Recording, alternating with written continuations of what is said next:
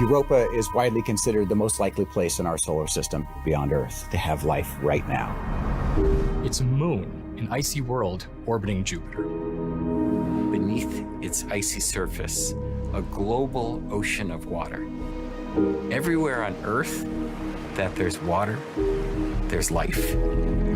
So we want to understand, could Europa be a place where life might exist today? 3, 2, 1, lift off. Europa Clipper is the first mission dedicated to exploring Europa. This is the largest interplanetary spacecraft NASA has ever built and launched. We have the right team, the right technologies to leverage to go to Europa now and unlock those mysteries that are just waiting for us. The pictures we're going to get from Europa Clipper are going to blow our minds. How could you not be excited about something as monumental as this?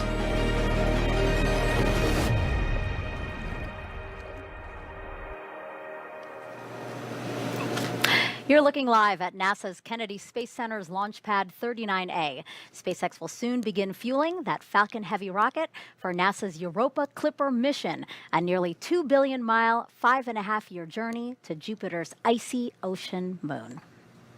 Good morning and welcome to the Space Coast of Florida. I'm NASA's Megan Cruz and this is NASA Jet Propulsion Laboratory Engineer Jenny Kampmeyer. So glad to have you here today. I'm so excited to be here. It's launch day. Yeah, absolutely. I know. I think you're containing yourself. I feel like you're way more excited than you're portraying right now. I am very excited.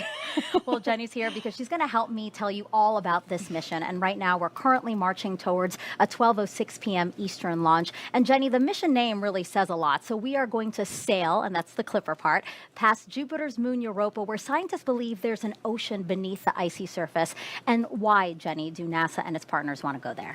You know, at least on this planet, wherever there's water, we find life. And to know that there's a place in our solar system that not only has some water, but an abundant amount of water. Underneath that icy crust, there is this global saltwater ocean. And so we want to go there to see, is this a habitable place? Could it support life? And why do scientists believe it could have those ingredients you're talking about? Yeah, so we've actually been to Europa before. We have some kind of tantalizing evidence from previous missions. We've done a few flybys of the moon and gotten some data that, showed us that there's this ocean of water. And so we look, and then we kind of continue to study it and we look for those ingredients of life, the chemistry, the energy, the time, and the water. We think Europa's kind of been simmering away for about 4 billion years. So it's a really exciting place to go to look to see, is it habitable? Right. And how many years has this team been working towards this goal? This mission has been in the works for a long time. Folks have been trying to kind of literally get this mission off the ground for about 25 years. Wow. Yeah. And what's your role within this mission? How do you feel being about an hour from launch? So my role on the mission, I'm the science systems engineer, which is a really cool job. I basically get to sit kind of right on the boundary between the scientists and the engineers, and I work with both teams. So I get to be exposed to the engineering, exposed to the science, and help both sides work together. Being an hour away from launch, I mean, it's almost indescribable. It's so exciting. I can't believe we're finally here in this moment. It's a little bit surreal. Yeah, I know you said you woke up 4:30 in the morning, wide awake and ready for today. I'm very excited to again have you here to walk us through what scientists, the scientific community, has really been looking forward to in this mission. Absolutely. But we know we are launching today, just days after Hurricane Milton barreled across Florida. Check out this stunning time lapse taken from the International Space Station, showing just how massive it was before slamming into Florida's west coast as a Category 3 hurricane. And now this radar from the National Weather Service pulls data from NASA-launched environmental satellites. You see those red and green boxes just popping up everywhere? Those were all tornado and flood warnings before the eye passed directly over us at Kennedy Space Center. We were thankfully spared from the worst damage, just some broken doors and awnings, overturned vehicles and trailers, and some beach erosion. But when it comes to our workforce, we know a lot of people really felt the impact there. We know some were without power for days, Jenny. Absolutely. And, we both have friends and family in the area that that were without power and that had impacts from the storm. So I'm really glad that, everyone made it through okay. Yeah, I know a tornado touched down just right outside of really your hotel, and a lot of other people who are here for this mission were staying. Absolutely, yeah, and definitely a scary moment for the team, but everyone was okay, and we made it through. Yeah, I think it really demonstrates that both NASA and SpaceX have remarkable skill and determination to, even after all that, get us to launch day today. Absolutely, NASA always puts the safety of its people as the top priority. The thing we care the most about is keeping our people safe. And so it was really incredible to see that we were able to keep that goal kind of at top of mind while also making sure that we could get to today. So it's really amazing that, we prioritize the safety of our people, but that we got to this moment today of launching this mission. Yeah, what do you have to say to the team, again, as we march towards the T0 today of 12:06 p.m. Eastern? I'm just so thankful and proud of everybody. It's amazing to get to kind of represent the team, but it's really thousands of people who've worked on this project across, a lot of different organizations. So it's an incredible moment to be here. Right, and so here we are. We're ready. The team's ready. And over the next 2.5 hours, we will walk you through everything you need to know about Europa and the spacecraft we're sending there. A lot of people, as we've been talking about, really looking forward to this mission, including U.S. Poet Laureate Ada Limon and Ted Lasso actor and co-creator Brendan Hunt. We'll hear from both of them today. And I think what's really cool about that is just how widespread the interest is in this mission. It's amazing. Of course, I'm a big space nerd, as a lot of us are. There are a lot of people who are space enthusiasts and have been excited about this mission, but to start to see other folks, maybe this is the first time they've been exposed to something as cool as Europa Clipper. It's really cool to see the public so excited about this mission. Yeah, and I know they're watching us today, so that'll be really fun. And for our Spanish-speaking audience, if you're interested, NASA has a Spanish broadcast on our NASA Plus app, and this QR code you see on your screen there is going to take you right to it. NASA Plus is our free on-demand streaming service where you can find live programming like this and original content from across the agency. But first, NASA's Launch Services Program and SpaceX will soon decide if they will fuel the rocket. Here's Daryl Nail and Mick Woltman. Welcome into Hangar AE here at the Mission Directors Center at the Cape Canaveral Space Force Station. That's Mick Woltman, LSP Engineer Extraordinaire. I'm Daryl Nail with NASA. And yes, we have a T0 of 12:06 and 00 seconds Eastern Time, looking good for launch. Weather is shaping up perfect. And we also have no COLAs, no collision avoidance, nothing that we'll run into in space. That was a good report. Yeah, that was what allowed us to move our T0 to 12:06, the end of our 15-second window today, and lock that in. The team was able to do that. No COLA, good weather, as you said. Everything's looking great, and the team's getting ready. And we're listening to the launch teams right now. We've got an important poll coming up. We'll talk about it in a little bit. But this has been a challenging path to the pad as we see the rocket right there at Launch Pad 39A. The first issue was back on September 28th following the successful launch of Crew 9 to the International Space Station. The second stage failed to relight its engine for a disposal burn, a deorbit burn. And that same second stage is going to be used today. But LSP worked through that. Yeah, similar second stage on Falcon Heavy, working collaboratively with SpaceX. We worked through the engineering data, looked at everything that happened, and we were able to come to a conclusion that things are good, and we're ready to proceed to launch for Europa Clipper. The other challenge was the big one. We just saw the video, the center of Hurricane Milton passing right within 7 miles of this launch pad, 7 nautical miles, a Cat 1 hurricane with max sustained winds of 120 miles per hour, causing some minor damage to the pad, but looks like they fared okay. Yeah, fared okay. SpaceX did an excellent job of assessing everything and making those minor repairs over the 24 hours and got the launch pad and the vehicle ready for launch. And now let's listen in to NASA launch manager Tim Dunn, who will poll his team on readiness to load this rocket with propellant. Attention poll stations, this is the NLM on the NLM net. Ready to conduct the propellant load and launch readiness poll. So we've had a very good morning in our countdown, worked through a couple of issues. We've got beautiful weather, a beautiful spacecraft, and a great rocket. So with that, I would like to conduct the poll to initiate propellant load into the Falcon Heavy and also committing to launch today for the Europa Clipper spacecraft. NASA CE. NASA CE, go. SMA. SMA, go. SMD. SMD, go. NASA MIM. NASA MIM, go. LSP. LSPs, go. ALM copies. The NASA Europa Clipper team is go for propellant load and go for launch. So that takes us through a critical NASA decision gate. We will start loading prop in just a few minutes, and we'll join you back for that in a little bit. For now, we'll send you back to Megan and Jenny. Thank you, Daryl and Mick.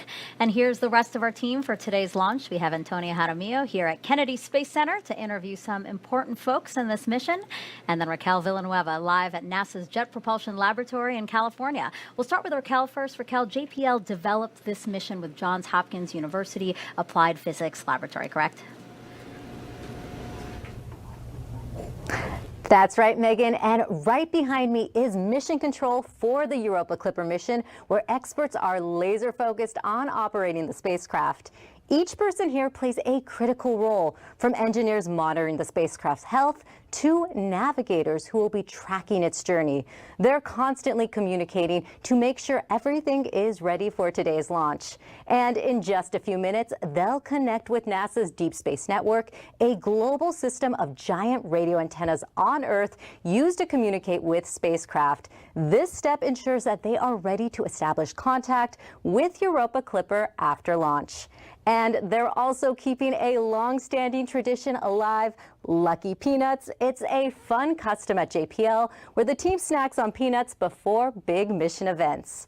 Now, let's take a look at JPL's Pickering Auditorium. This is a live look where friends and family of the team have gathered to watch the launch. Hundreds are expected to fill the room, cheering on Europa Clipper. And back here at Mission Control, we'll keep you updated on key milestones and introduce you to the team working behind the scenes throughout the broadcast. Megan, back to you. And just to let you guys in on what's happening here, Jenny is getting pretty emotional seeing some family and friends and her teammates here from the mission. We're so happy to have you here, but we absolutely know we're pulling you away from that. So I didn't want you to feel left out. So you have some peanuts to keep along with the tradition. Thank you so much. This connects me back to home, definitely, for sure. She does know that I'm allergic to peanuts, I'll so she has to snack over here. But again, thank you for being here. I know that it would have been nice to be there, but absolutely. I hope it's nice to at least see them from these live pictures. It's just amazing to see everyone coming together. That's why I get emotional. Just wow, we're finally here in this moment. All right, and now we'll take a look at the clock again. We are 53 minutes to launch. Let's hear more about this mission from some of Jenny's teammates. The most exciting thing about Europa can be summarized in one word: water. Now think about all the water on Earth and double that. That's what we think is on Europa. But we need to go there to explore it, to understand, is this place a habitable environment that could potentially support life? The propellant load and launch go-no-go poll is complete. Scientists think Europa has the key ingredients to support life as we know it. Number 1, water. Number 2, energy. And 3, essential chemical building blocks. For the first time ever, we're sending a spacecraft completely dedicated to studying this moon. The three main things that we're going to explore at Europa are the ice and the ocean, and understand that intersection between the two. Study the chemical composition of the moon, as well as the geology and whether it's active currently. Europa Clipper is not specifically a life search mission. We're going to understand the potential habitability of Europa. Jupiter's radiation environment is intense, and Europa sits in the worst part of that environment. Jupiter acts like a giant particle accelerator. There are charged particles trapped in Jupiter's magnetosphere that rotate with it. And these particles slam against Europa and will slam into our spacecraft as well. We protect the spacecraft in 2 ways. Number 1, we try to minimize the amount of time we spend in there, which is why we are orbiting Jupiter and just flying by Europa. The second way we protect against the radiation is by having an electronics vault that we put our computer and some of the other sensitive electronics inside, which is made of about 1/3 of an inch of aluminum. With each flyby of Europa, the outside surface of the spacecraft sees the equivalent of 1 million chest x-rays, just as we're flying by. It's a pretty long trip to get to Jupiter from Earth, but not that bad from a planetary standpoint. From launch to the time we get to Jupiter is about 5.5 years. And along the way, we have a flyby of Mars and then another flyby of Earth to get gravity assists to slingshot the spacecraft out to Jupiter. I hope for the future explorers who are watching this at home that they take away from this that humanity, when we come together, can achieve really cool things. We are in a golden age of robotic spaceflight exploration. How could you not be excited about something as monumental as this? I am most excited about the potential to unlock the secrets of Europa, the potential to really understand this crazy world that exists and has likely existed in this condition for 4 billion years.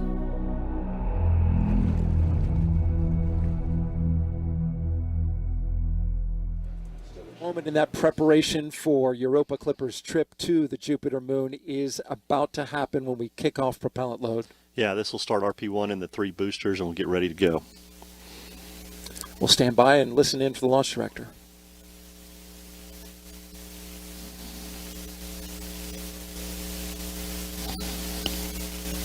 The launch auto sequence has started. Launch director Charlie Meyer giving the signal there that the launch auto sequence has started. And Mick, this is a very delicate dance that is all automated. Yeah, the SpaceX team has automation in all their software to start fueling the first stages, and they'll get ready for LOX load here in about 5 minutes and continue with stage 2.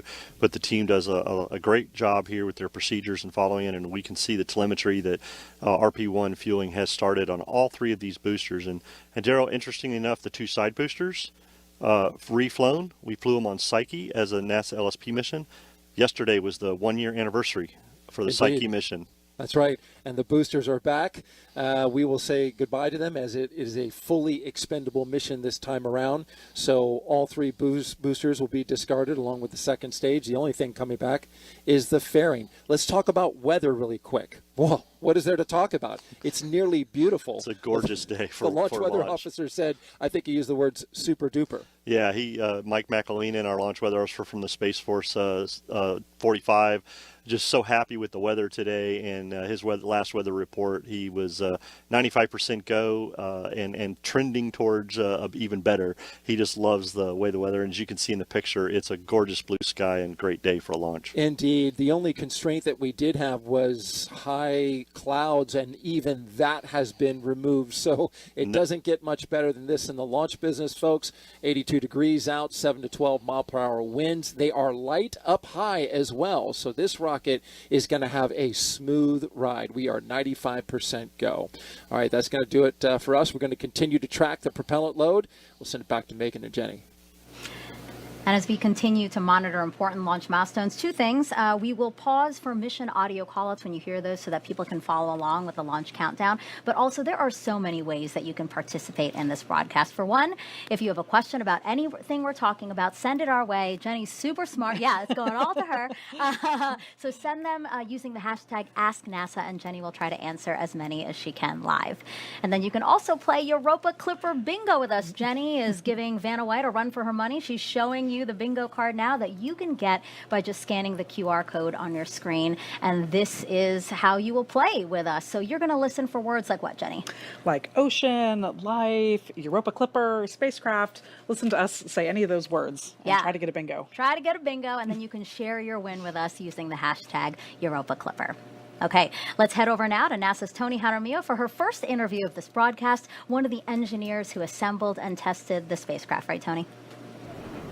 That's right, Megan. We are here on the balcony of Kennedy's Operations Support Building, where the crowd has an amazing view of the launch pad. And joining me is Luis Aguila, Launch Operations Cable Harness Engineer. Luis, you're involved with connecting all of the cables to the spacecraft. Can you tell us a little bit more about what that entails? Yeah, so my team and I are responsible for making sure we've installed, connected, and secured all the harness assemblies at the system level. What this means is that we made sure that it's ready for launch and it's ready for flight operations. All in all, we installed 220 harness assemblies and connected 970 connectors during the ATLO campaign. And that's not even counting what our partners and instrument teams did when they delivered the hardware. So a lot of cables. Yes. Discuss to us the process of getting a planetary spacecraft, this spacecraft, ready for launch and how it compares to other missions, especially with this being the largest planetary spacecraft that NASA has ever built. So aside from the complexity of this large spacecraft, we did have to deal with some of the unique requirements for the environment that we're going into. So for example, we couldn't use Kapton tape for flight applications, and Kapton is quite standard in the industry, so we had to adjust to that. Another thing is some of our instruments are magnetically sensitive, so we had to constantly check our cells, our tools, and our parts to make sure that they weren't going to contaminate the spacecraft. Wow, that's awesome. And Jupiter's radiation environment is very intense. Can you tell us how Europa Clipper was built and tested to withstand it? So a lot of testing went into the materials that we were going to use for the spacecraft to make sure they could survive the environment, or to make sure that we could shield them properly to survive the environment. Most of our electronics are inside of a thick-walled vault to make sure that they can survive, and anything external to that had to get shielded. For example, most of our external cabling had to get wrapped with copper foil, and that was done by hand. So, Luis, thank you so much for joining us here. Let's check back in for a launch status update with Daryl and Mick. Daryl? All right, thank you very much, Tony. Back into Hangar AE. We are here listening to the launch team. We heard Tim Dunn. Lock's load has started. And there you go. LOX load has begun for the center core as well as the side boosters. And we can see that LOX starting to go into the rocket. We got 4 tanks to fill, and this gets another 3. One more tanks than that. The 3 tanks for the prop, the 3 tanks for the LOX, and then the one on second stage. Yeah. That's right. Yes, but doing math live on the air. You shouldn't do that. You shouldn't do that. Yeah, but RP1 in the 3 boosters filling up. We're watching the telemetry here. Everything's going great. We just saw the fueling for LOX load start in the telemetry here, and things are looking good. The team is following their procedure, getting ready for the launch vehicle, getting it ready for liftoff this morning, as we continue to prep for the Europa Clipper liftoff at 12:06. Filling these 4 stages, Mick, as we go along here with a beautiful view of Launch Pad 39A looking over the Atlantic Ocean. The first Falcon Heavy launch with a new liquid oxygen farm. This is really helpful, especially when it comes to a really key recycling capability.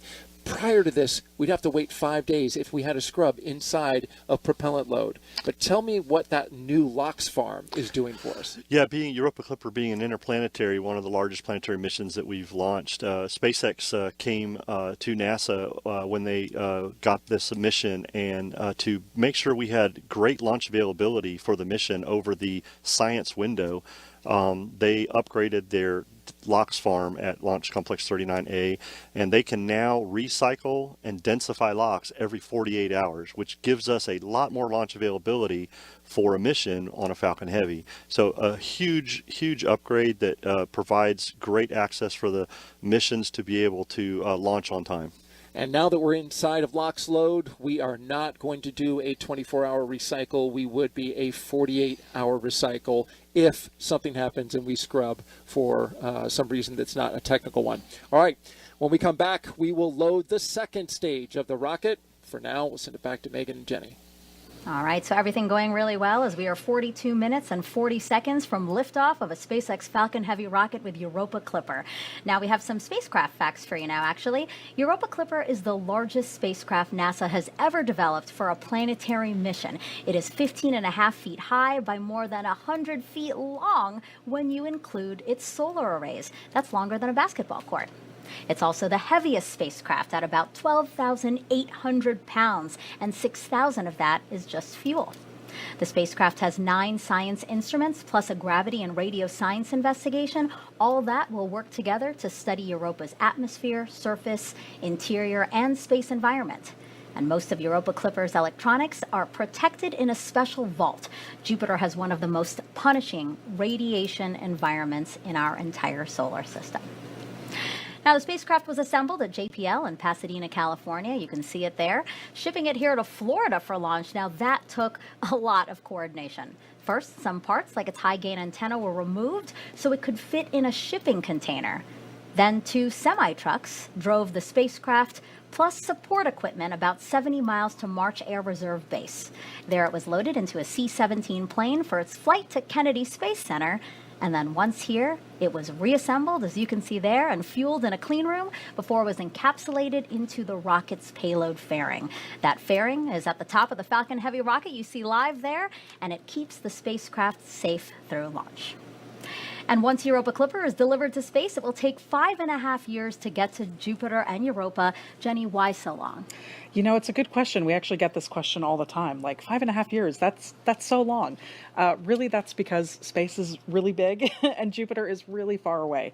So even with getting this huge boost from the Falcon Heavy rocket, and we also do 2 gravity assists around Mars and actually around the Earth as well, that gives us a little extra kick of speed.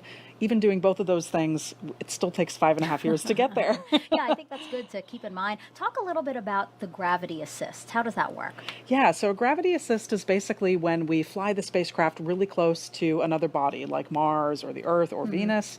When we do that, we actually steal a tiny bit of energy from that body, and the spacecraft takes that energy to pick up a little bit of speed. Of course, those planets will never notice that they had a little bit of energy stolen from them, but that's how we get that extra speed. Okay, yeah, I'm really glad you talked about that. I think that's really interesting to really explain that energy stealing part. I think that's really cool. And when the spacecraft arrives at its destination, take a look at this video. So that yellow dot in the center, that's Jupiter, and then the white circle is Europa's orbit. The pink line is the spacecraft's trajectory, and this is showing how Europa Clipper will observe Europa. Absolutely. So yeah, you can see these the pink orbits kind of building up over time as we orbit Jupiter and do successive flybys of Europa. We have this mission designed because of the really intense radiation environment. We don't want to bathe in that radiation all the time. So that's why we kind of do a quick flyby and then get out to be able to downlink all of our science data and do other engineering activities when we're outside of that radiation environment. Yeah, I want to point out again how much science and skill goes into designing a trajectory like this so that we protect the spacecraft when it gets there. Absolutely, and it doesn't happen by accident. We have to continually fire our thrusters to be able to maintain this trajectory. Yeah, it's also very pretty. It is. All right, we're now 39 minutes to launch here at Kennedy Space Center in Florida. Let's head back over to Tony. Thanks, Megan. Joining me is Dr. Gina DiBraccio, the Acting Director for the Planetary Science Division within NASA Science Mission Directorate. Gina, how are you feeling today? You know, Tony, I'm just so excited to be here and see all of the amazing hullabaloo that's going on for this launch today. Me too. I'm very excited indeed. You know, as we get ready to study the liquid water beneath Europa's icy crust, what are the next steps for the space agency? Yeah, so, you know, first we're getting so much data that our scientists are just going to be unraveling the discoveries at Europa. So it's really premature to say what's next for Europa, but as far as planetary science is concerned, we have a lot of exciting missions that are coming down the pike. We have the Dragonfly mission, and we'll be exploring Titan and the chemistry on that moon of Saturn with a rotocraft that will actually be landing and then flying to other locations. And then we have Venus missions coming up. We have Veritas and Da Vinci that will be looking at the geological history of Venus and also the atmosphere as well. So it's a great time for planetary science. Absolutely. I cannot wait for all of these future missions. You just mentioned a few that sound very exciting. Why is it important, you know, to study ocean worlds just in general, like Europa, though? Yeah, so as far as ocean worlds, you know, we believe that they are the most common type of planetary body throughout our universe. And within our own solar system, we have the ability not only to study Earth, but to go to Europa, to really look for that water and to understand how water is one of the key ingredients to life. So with Europa Clipper, we're not searching for life on Europa, but we're trying to see if this ocean world is habitable. And that means we're looking for the water. We're trying to constrain the ocean underneath that icy surface. We're looking for energy sources, and we're really looking for the chemistry there so that we can understand what habitable environments might be throughout our whole universe. That is very exciting indeed. I cannot wait to discover what we find out. Gina, thank you so much for joining us. Sending it back over to you, Megan. and people from all over the world watching today's launch. So we invited you guys to send us your questions if you have any. So why don't we start taking some of those now? Absolutely. Let's do it. All righty. So the first one is from Instagram. This is, will the satellites that will be sent to Europa need to return back to Earth for the data? Well, it's good that we don't, because otherwise we'd have that long 5.5-year journey all the way back to Earth to get the data back. So we actually have a really big antenna on the spacecraft called our high gain antenna. If you've seen the photos of the spacecraft, it's the big silver disc in the middle. That's our antenna, and that's what's going to return all of the data back to Earth. That's my favorite part of the spacecraft because of that, because that's how we get all that amazing science data back. But we don't get it back immediately, right? I mean, it does still take a long time because of the distance. Exactly. So it takes light about 45 minutes to travel from Jupiter back down to the Earth. So if we say hello to the spacecraft, it takes 45 minutes for that hello to get there, and then another 45 minutes for their hello to come back. So it does take a little bit of time. But still, 45 minutes versus 5.5 years, like, yes. That's very impressive. Exactly.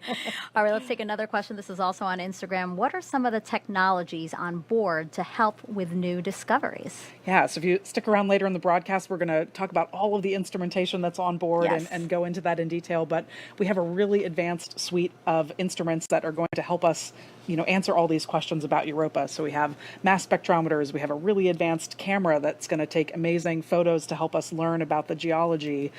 We have dust detectors and magnetometers, so we have all sorts of scientific instruments to help answer those questions. Awesome, thank you so much. All right, let's check back in on propellant loading with Daryl and Mick.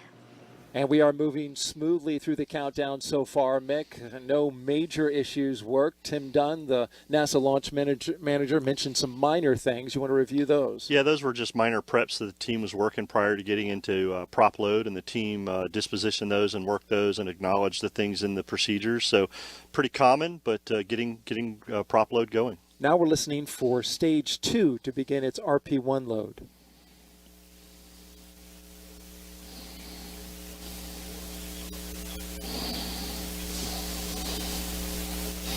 And we can see on our displays, which have an interface that shows us and confirms that indeed stage 2 has begun RP1 prop load. Again, stage 2 has begun that prop load. This is an autonomous process, so we won't always hear a call out. Yeah, correct. The SpaceX team has software that controls their fueling and gets things going. As we see RP1 on the 3 boosters, locks on the 3 boosters, and now we're starting to put RP1 in the second stage RP1 tank, and things are progressing very well towards launch at 12:06. And Mick, this is just the 11th launch of a Falcon Heavy, so this is a special occasion. SpaceX launches a lot of rockets. They're approaching something like 400 launches. So this 11th of a Falcon Heavy is really key. They also did some special work on this launch for this spacecraft by putting something together for its necessary cooling. The Europa Clipper spacecraft has some very tight requirements when it comes to cooling and to purity of the air in there. It has to have high-grade nitrogen float in there, and they built something called an octonozzle, which is literally, I'm going to make it with my hands, 3 nozzles that are pushing air onto the radiators of the spacecraft. Yeah, the team has to meet planetary protection requirements. As you mentioned, Europa Clipper has some strict requirements for the environmental control system within the fairing. And so this is just one of those things that SpaceX came up with to be able to get the ECS and GN2 flowing in the fairing around Europa Clipper to maintain all those requirements. Ingenious thing that they've done to make sure they can keep Europa Clipper within limits. Europa Clipper sitting at the top of this Falcon Heavy rocket, and indeed, the spacecraft team has also been getting and configuring this spacecraft to get it ready for launch. Yeah, team's been working great. We've been listening to the spacecraft team configure Europa Clipper, getting things ready to go. Later in the count, we'll hear them go on internal power. So continuing to follow their procedures and work all they need to do to make sure Europa is ready for launch at 12:06 p.m. today. All right, and we're waiting that T0 at T-minus 32 minutes and counting. We'll send it back to Megan and Jenny. Great news that fueling continues to go well on the rocket. As for the spacecraft, let's get back to Raquel for another check. Megan, Mission Control has been conducting readiness polls team-wide check-ins before launch to confirm everything is good to go. The activity lead is making sure the launch-specific software is ready to run, and after liftoff, she'll be monitoring it to ensure everything on board is working as expected. While Mission Control takes care of those final details, let's take a closer look at why Europa is the focus of this mission. Earlier, I spoke with Europa Clipper Deputy Project Scientist Bonnie Barati, who gives us a glimpse of what's beneath the moon's icy crust. Bonnie, we are here with a model of Europa that shows us the layers that we can see underneath its crust. First off, before we get to it, can you tell us about the characteristics of the moon? Europa is one of the large icy moons of Jupiter. There are 4. They were discovered by Galileo in 1610. And it's a little bit smaller than our own moon, but unlike our moon, it has a lot of water, about twice as much as the Earth does. If you were approaching Europa from afar, you would know immediately it's really an odd object, unlike any other in the solar system. Let's just start with the surface. I see all these ridges and crusts and grooves. Like, what is it about this geology that makes it different? Well, there are hardly any craters on this unusual surface. We see a lot of evidence for cracking and active geology, so we think it's either active now or was active in the recent past. Once we get past this surface, we see this layer of ice. Can you tell me more about this ice and how much of the moon it covers? Well, it covers the entire body, and the ocean is global. But the crust it's about 15 miles or so, perhaps more or less. But it definitely blocks any sunlight from this water underneath this global ocean. What other key ingredients are there for life that might be on Europa? The other 2 necessities for life are chemicals, some type of food for any organisms, and also a source of energy. We can't use the sun because we're underneath that ice crust. And you think that energy is coming from that rocky third layer below? Yes, there is a rocky mantle to Europa, and it is in contact with this ocean. And we believe there are some unusual features down here that are caused by Jupiter. Jupiter is huge. You can fit 1,000 Earths inside of it. And on top of that, the orbit of Europa is not quite circular. So when it gets close to Jupiter, it gets kind of squashed. And then when it gets further away, it releases this mechanical energy into thermal energy. And we believe this comes out as thermal vents at this interface between the rocky mantle and this ocean. And not only do these thermal vents release energy and additional chemicals, but they provide the ideal region for a habitable environment, which is the main goal of our mission. We're looking for an environment that could support life. And there is so much left to learn about Europa. Bonnie, I want to know what you are most excited about. I'm most excited about the unknown. Every mission that has gone to an object we haven't studied in detail, we've discovered something that we couldn't envision, something so wonderful we couldn't imagine it. That's what I'm looking most forward to.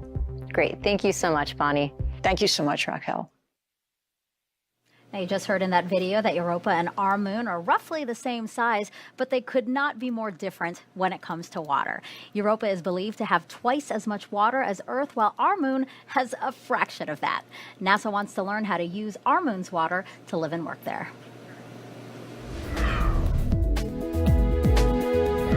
The Europa Clipper mission will explore whether there's an ocean beneath Europa's icy crust. If it finds one, along with energy and organic molecules, then there would be the right ingredients for life. NASA has long been on a quest to find life beyond Earth to better understand how we came to be. NASA is also focusing on the water on our own moon in preparation for future Artemis missions. Artemis will mark the first time astronauts return to the lunar surface in over 50 years to eventually send people to Mars.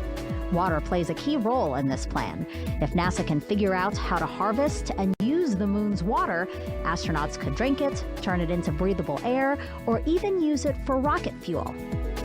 Scientists think the moon's poles might have tons of ice, while the sunlit areas have a lot less water, about 100 times less than the Sahara Desert.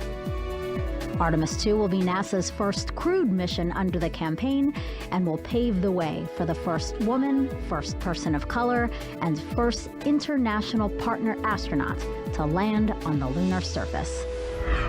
That's your Artemis Moon Minute. You know, Jenny, it's just incredible to see all that NASA is trying to accomplish across our solar system. It really is amazing. And all of these different missions and all the things that NASA is trying to do, they really play into each other. Everything that we learn about the moon is going to help us understand things about our solar system, and it all just kind of feeds into each other. Yeah. It's awesome. And actually, to hear more about some of our agency's goals, let's head back to Tony with her next guests. Thanks, Megan. Joining me is NASA Associate Administrator Jim Free and NASA Chief Scientist Dr. Kate Calvin. Thank you both so much for being with us here today. You know, Jim, can you tell us a little bit more about why the Europa Clipper mission is so important for the space agency? Sure, absolutely. So everywhere on Earth that we find water, we find life. And we believe that Europa has the conditions that are suitable for life: the water, the energy, the chemistry, the stability. And that is, first of all, very exciting from a scientific perspective, as I stand next to the chief scientist, but it's also just exciting about what we're going to learn about Earth itself and just how this advances the field of astrobiology as well. So it really does go to our innovating in air and space at NASA. Absolutely. And Kate, you know, Hurricane Milton delayed the launch of Europa Clipper, and already this year there have been 13 named storms, with another hitting Florida only a few weeks ago. As we get ready to send the spacecraft to study its ocean world, its climate and environment, can you reflect on our own climate and the increase in storm activity? Yeah, so Hurricane Milton and Hurricane Helene before it had devastating impacts across Florida and throughout the Southeast. You know, and our focus right now is making sure that we can get information to first responders so they can help with recovery efforts. At the same time, scientists are studying hurricanes so that we can better understand how they form, how they've changed over time, and use that information to better predict future storms and plan for the future. And what we know is that climate change is leading to a higher proportion of strong hurricanes. So of the hurricanes that form, more of them are categories 3 through 5. And we're also seeing more heavy precipitation events, so more heavy rainfall associated with hurricanes, which can have really severe flooding effects. And so we're focused now on helping first responders, but also thinking about how we can better plan and prepare for the future. Absolutely. You know, Jim, going back to Europa, is Europa one day, you know, a target or a goal, a destination that NASA is perhaps one day interested in sending astronauts to? It's not a very kind place for human beings with the radiation environment that it has. So what it does set up for is our robotic explorers, which we have done throughout the entire solar system, and now with Voyagers even going beyond that. But while Europa Clipper is exploring Europa, we'll have crews at the moon, further understanding the formation of the moon and how the formation of the solar system as well. So it's a complementary effort that goes to our whys at NASA, which is science, national posture, and inspiration. So we'll be doing that with both the Artemis and the Europa missions. Thank you guys both so much for joining us. Megan, back over to you. Now, the Europa Clipper mission has captured the attentions of people all over the world, even a beloved coach from the show, Ted Lasso. Hey everyone, I'm Brendan Hunt, and I'm not a real coach, but this is a real beard. Today you have teams of people gathered for the launch of NASA's next big adventure, the Europa Clipper mission. I can only imagine how much teamwork it took to get here. Collaboration and trust between scientists, engineers, and experts from various fields working together to ensure every aspect of the mission is meticulously planned and executed. Everyone involved has to believe in each other and in their collective capabilities to drive the project forward.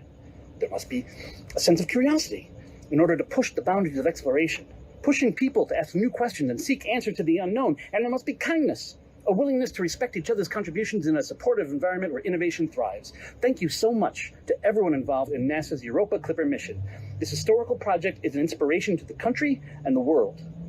Teamwork, belief, curiosity, kindness, they can take us a long way, all the way to the moons of Jupiter, which are out there, I bet. Europa Clipper, baby! Okay, I love that. I love the Europa Clipper baby at the end. But also, like, yes, while funny, I mean, he really touched a lot on, you know, the things that matter to this team: teamwork, belief, curiosity, all those things. Absolutely. He really gets it, you know, that this mission is spacecraft hardware, but it's really the people, right? There's so many people involved in building this thing, and yeah, it's amazing. Specifically when he said kindness, you reacted to that. What about that particular word really spoke to you out of that story? Yeah, I think it just really speaks to the humanity. You know, we are all humans. We're trying to do good things here, and when we're kind to each other, it really makes a difference. So him kind of acknowledging how important that is for our team to work well together, yeah, it just means a lot. Yeah, that was a good pep talk. Yeah. Thanks, Coach. Thanks. All right, so we are now 22 minutes from liftoff, and we have some time now to take some more of your questions about Europa Clipper Live. So let's roll one video that we have now. Hello, my name is Liam. I'm in the 8th grade, and I was curious to know, is there any land under the oceans of Europa? Yeah, that's a really great question, and we do get that question a lot. So there is actually some land underneath the ocean. So if you imagine you're on the Earth, and you're in the center of the Earth, and you kind of come up to the surface, maybe at the North Pole. First, you'd be at the very center where it's really warm, then you'd go through a rocky layer, then some water, and then the ice. That layer structure is very similar to what we see on Europa. So underneath the ocean, there is this big rocky mantle. And actually, we think that there may be hydrothermal vents on the floor of the ocean, just like there are on Earth, and that's where life may exist. Wow. Okay. Yeah. We can probably squeeze in one more. This one's also Sure. on Instagram. Do rockets travel at the same speed in outer space? It's a great question. So when they're traveling through the atmosphere, the air slows them down. They have resistance from the air, but once you get into space, you can go a little bit faster for the same amount of, boost.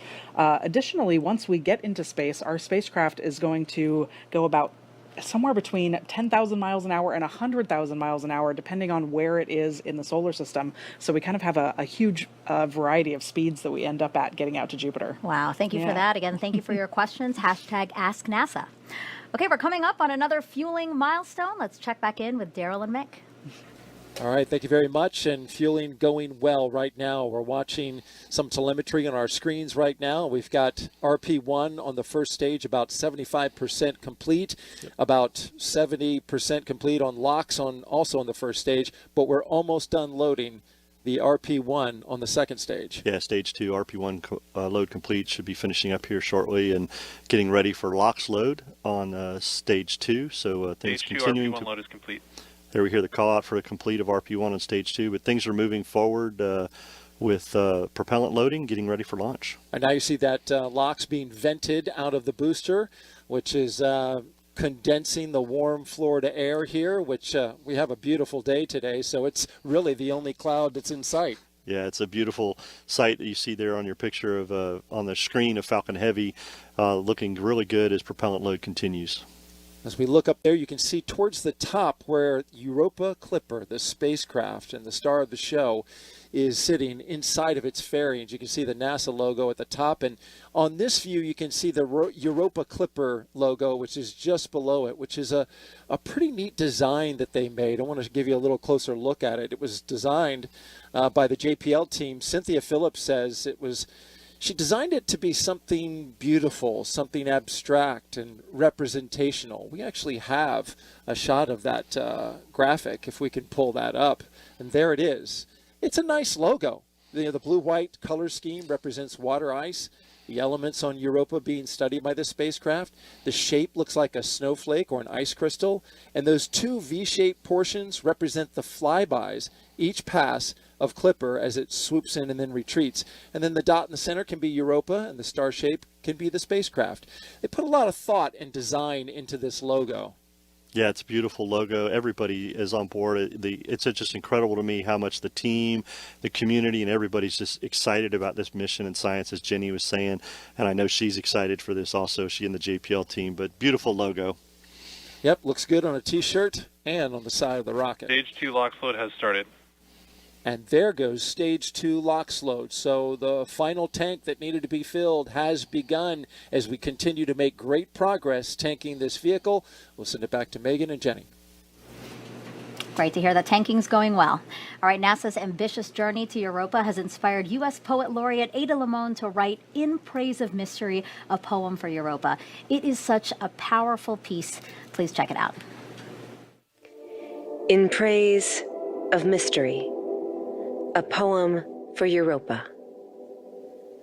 Arching under the night sky, inky with black expansiveness, we point to the planets we know.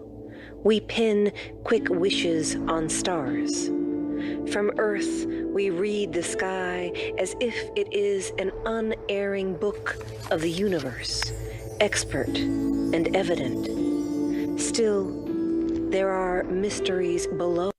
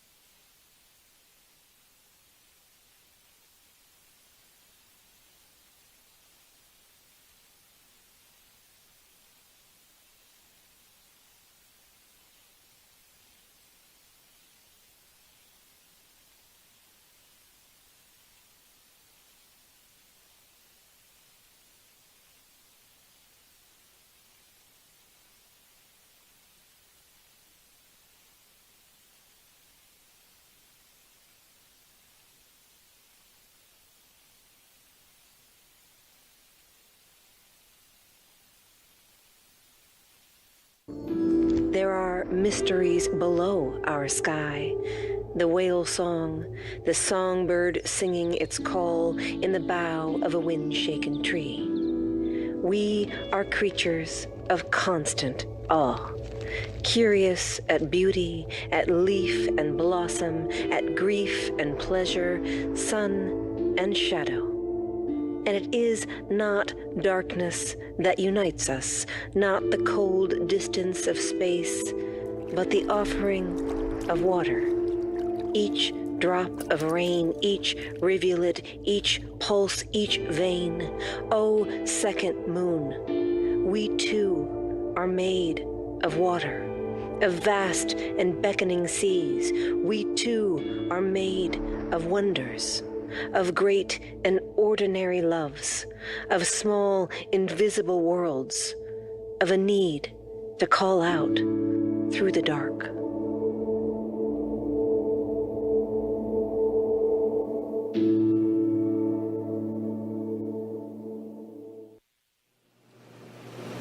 We had a little bit of technical difficulties there. The package paused a little bit, but I still think that you could really feel how powerful that piece is. And now we're so lucky to have Ada Lavone here with us. Thank you so much for being here. That was so moving. I was getting goosebumps. Oh, thank you so much. It's such an honor to be here. Such a thrill.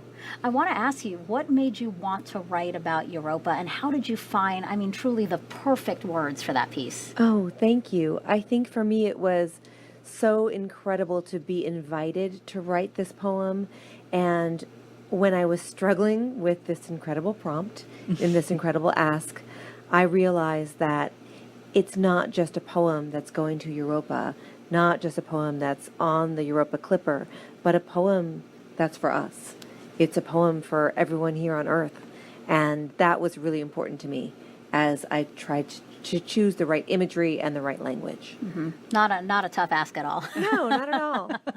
And not only that, but we're taking your poem with us. Yeah. So we have here a replica of the vault plate. This is the plate that's going, that is part of our vault on the spacecraft that's protecting all the sensitive electronics from all that radiation, and it's written in your own handwriting. Yeah. How does it feel knowing that a piece of you is going to Europa? You know, one of the things that I keep focusing on is that it really is a poem for all of us. Mm-hmm. But when they asked me to do it in my own handwriting, my grandmother, who passed away a year ago, she was the one who taught me to really make my handwriting as perfect as could be. And every time I look at this piece, I feel like my grandmother is part of this project too. I heard you had to rewrite it a few times to get it just right. You think? Yes, many times. The handwriting is as beautiful as the poem itself, I assure you. Thank you. And what do you hope people take away from this? You know, I really hope that as we embark on this incredible voyage together, that we are reminded of the wonders all around us, that it's not just in these huge moments of exploration that wonders exist, but that they are everywhere around us all the time. Mm-hmm. And we can't be lonely if we are all connected to this universe. Mm-hmm. Well put. Thank you so much. And I mean, one other note that I want to point out is, you know, Jenny has always talked about this, that mix between science and art. I mean, really, there is a connection that we should be talking about. Yeah, I think that it's so important. In fact, we do ourselves a disservice when we separate arts and science because we're connected by curiosity and wonder. Perfect. You are so well spoken. I see why you're the U.S. Poet Laureate. Ada, thank you so much for being here. We really appreciate it. And thank you for the beautiful piece of poetry you gave us for this mission. Thank you. Thank you. It's been the honor of my life. Thank you. Thank you so much. If you are inspired, really, as Ada was, to write about our universe and you want to write your own poetry, the QR code on your screen now is going to take you to a space poetry writing activity brought to you by NASA JPL. All right, another check of the clock. We are now 11 minutes, 51 seconds and counting from liftoff. Jenny, let's squeeze in a few more NASA social questions. What do you think? Absolutely. I'm ready for them. Okay, let's pull the first one up on the screen right now. This one is, how can we convert images to evidence of valid life and organisms? If it's proven, what are the next steps? Absolutely. So, Europa Clipper is not a life detection mission, so we're not trying to prove that there is life there now. But what we are trying to do is characterize if this could be a habitable environment. And so, but even so, the images that we're going to get, we learn so much from images. Even just, looking at a photograph of the surface tells us a lot about the geology, why the surface looks the way it does. Why it looks like that. That can tell us what's going on underneath that causes the surface to look that way. And so that tells us about the ocean. So there's a lot that we can infer from even just looking at images of the surface. Yeah. I mean, considering that you're talking about this, let's actually pull up a picture now. So you said earlier that prior missions sparked our interest in Europa. Well, this is a 2022 pic from the Juno spacecraft taken from less than 310 miles above the moon's surface. And you see all those fractures. That's what Jenny was talking about. Fractures, the ridges, the bands that crisscross the moon's surface. I mean, from this image, that's how you guys discovered that maybe there is something happening underneath there. Absolutely. It's part of how we know that there is water underneath the ice. When you think about our moon is covered in craters, right? It's just pockmarked, and so many bodies in the solar system are that way as well. But Europa's surface is really different. There are some craters, but not very many, and that tells us that it is a kind of a young surface, at least geologically speaking, and that begs the question of why. So, that was one of the avenues of scientific questioning that we had that led us to believe that there is water underneath the ice. Right. So we know about Europa. Well, it is Jupiter's fourth largest moon and only slightly larger than our moon. It's really, really cold at Europa. Surface temperatures range from about minus 210 to minus 370 degrees Fahrenheit. Scientists estimate its ice shell is 10 to 15 miles thick. Because of all that ice, Europa is six times brighter. And the spacecraft now on internal power. There is strong evidence of our ocean, of an ocean beneath that icy crust that could hold over twice the volume of Earth's oceans. And then Europa Jupiter every 3.5 Earth days, with the same side always facing the planet. That is super fast. That is 3.5. Think about that for a second. 3.5 days to orbit Jupiter. That's so fast. Yeah. All right, and let's take a look at the launch countdown again. We are now 9 minutes and counting until Europa Clipper launches. And no issues to speak of right now. The weather conditions are fantastic. I mean, your screen right there. Jenny, how are you feeling? I am just absolutely buzzing. Feeling very enthusiastic, a little bit nostalgic, just so really excited to get Clipper up into space where it belongs. Yeah, I know this is super thrilling for you and the Europa Clipper team, but this is also a huge moment for astrobiologists and really the scientific community at large. Absolutely. So astrobiology is kind of the study of how, life is distributed around the universe. RP1 load is complete. And so one of the things that was really exciting about Europa is that it's a place in our own solar system that could be habitable. And so this, going to Europa to see it means a lot for the astrobiology community and, of course, for humanity at large. Well, Jenny, here we go with the final moments of the launch countdown. Let's head over to Daryl and Mick. All right, thank you very much, ladies. And here at Hangar AE, we are continuing to monitor the launch countdown. And so far, we're at minutes and counting. We're listening to the launch teams. They are monitoring some temperature data coming from the second stage LOX line that goes to the engine there. They're gathering data. Keep an ear and an eye on that.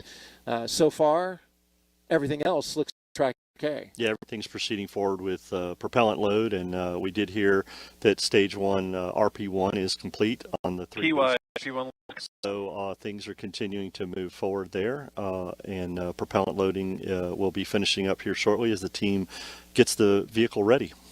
The team at JPL and California also on console for their space, just shifted their spacecraft to internal power. Yeah, they started transitioning to internal power. We'll get full confirmation of that in about 2 minutes, but things are good to go, and things are looking good. Preparations for the spacecraft to move forward. Engine chill has started. There we hear the call for booster engine chill started on the 27 Merlin engines, getting ready for a liftoff at 12:06 p.m. today.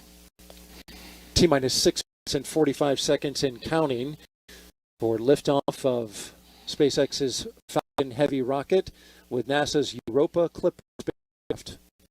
At the very top, it is a beautiful day here in Florida for launching a rocket. NYRP1 load is complete. As we wrap up loading the RP1 in the first stage boosters, we've just seen all 3 go completely filled. Now we await for all 3 of the LOX tanks inside the first stage booster to get to their full point. You can tell they're most of the way there. As you look on your screen there, you see the cold, the icy cold rocket condensing that Florida air. Yeah, the team's continuing to load second stage also with LOX, and we're getting very close. We can see on the telemetry here that the LOX load of the 3 boosters is getting near completion. The team is continuing to follow the procedures and look at the vehicle, make sure that we are good to go for a launch at 12:06. But things are progressing per the procedure, Daryl, and all is looking good for a great launch with this beautiful weather that we have at Launch Complex 39. Coming up next, we are going to start configuring the tower, the strong back from the rocket. That happens in a little less than a minute. We just heard from the SMD and NOM that the spacecraft is verified on internal power, and things are looking good for the Europa Clipper spacecraft.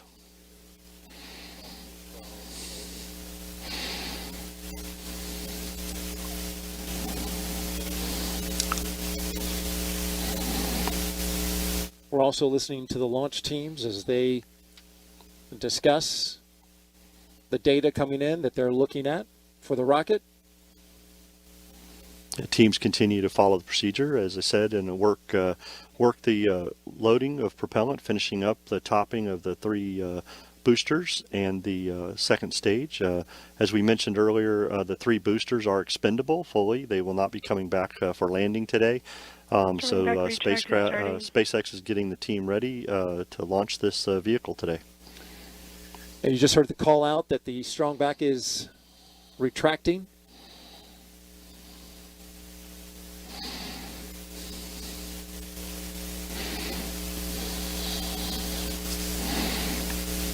That strong back appears to have retracted.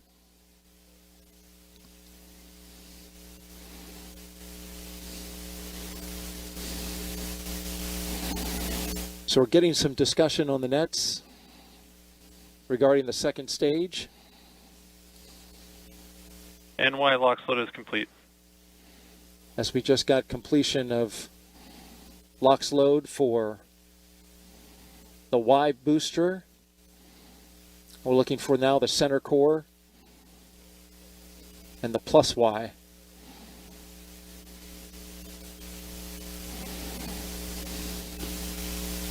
NLM, it's the LD on the countdown net with a final status check.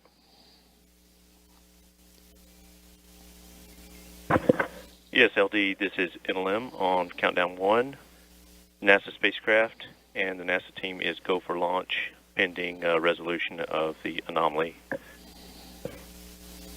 Copy. Go pending outbrief of the issue being discussed on the anomaly net. Affirmative. Okay, Tim, so they've mentioned that they're working an anomaly. Tell me a little bit about it. Yeah, so as we mentioned, they're monitoring some temperatures on the second stage, and things are the teams continue to look at that as they continue filling second stage with liquid oxygen. They're continuing to look at that and monitor Center that core, lock load as is far complete. as they can into the count. So things are continuing to progress forward with LOX load. Center core is just finished up, so all 3 boosters are filled with LOX and RP1. The second stage has RP1 on, and we're getting near completion of stage 2 LOX load as the team continues to look at that temperature in the second stage. But we did hear NASA Launch Manager Tim Dunn tell Charlie Myers, Stage 2 SpaceX LOX Launch load is Director, complete. that they are go for launch pending the resolution of this temperature issue. So the team has continued to work that, and the team will continue to progress forward in their procedure. And so these discussions are happening very quickly as we are counting down now inside the final 2 minutes until liftoff. Absolutely, and we just heard that stage 2 LOX load was complete, and the team is working that. And as you said, this is what they do in the last few moments before launch. They're working their procedures, following their processes, and having these discussions. But we are still progressing forward towards a T0 of 12:06, and things are progressing forward for the launch this morning, or this afternoon. We are now 90 seconds until liftoff. Weather is 95% go. These boosters on the outside, they have flown before. The Psyche mission, a little more than a year ago. They are back on the pad along with a brand new center core booster and a spacecraft bound for the Jupiter moon Europa. Yeah, Daryl, I can confirm, listening Falcon to the Heavy is in teams, that startup. everybody is go for launch. They have resolved the temperature issue they were looking at on second stage. Everybody's given the go for that, and Falcon is in startup, so the flight computer has taken over, and we're getting ready for the SpaceX final Launch go. Director is go for launch. And there we hear Charlie Myers say that SpaceX is ready for launch, and Europa Clipper getting ready to lift off. And there's a great update as now it vents out the LOX inside the line of the transporter erector. We are inside of 30 seconds. 30 seconds and counting.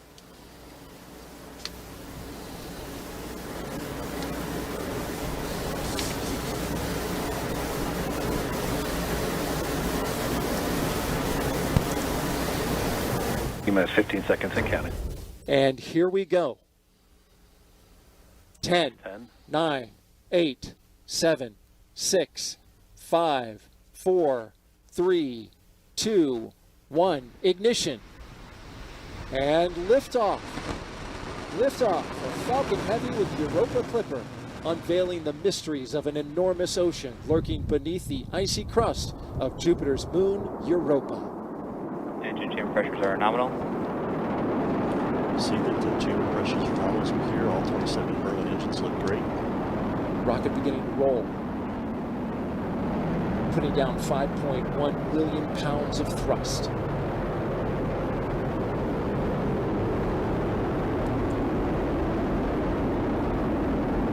Coming up, they're going to back off those engines just a bit. So we get ready to head into max Power and Q. telemetry nominal. We hear that power and telemetry on the vehicle are good there. Everything's looking really Falcon well. Heavy is supersonic. They have reduced power in the center core to get through max Q, maximum dynamic pressure on the launch vehicle as we approach that. The 2 side boosters at full throttle. A beautiful shot there as our camera team Max Q. locking into the rocket on a clear blue sky. The view from the booster cam back down on Earth. And there we heard the call for max Q. The vehicle is passing through maximum dynamic pressure. Next thing up in about 2 minutes will be booster engine cutoff, where we see the 2 side booster engines, all 18, shut down and get ready for booster separation. But the vehicle is performing very well. Looking at all the telemetry that we have, power and trajectory are nominal.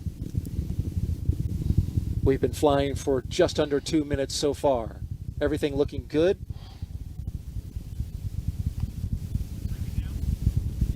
B-side boosters, once they do their job, they will be expended. If you're familiar with the Falcon Heavy, you know that They bring the boosters back on certain launches, but not on this one, because all of the performance is needed to push Europa Clipper into its proper orbit.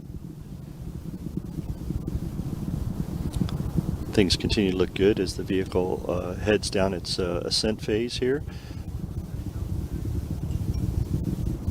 All telemetry is looking very nominal for this flight this morning.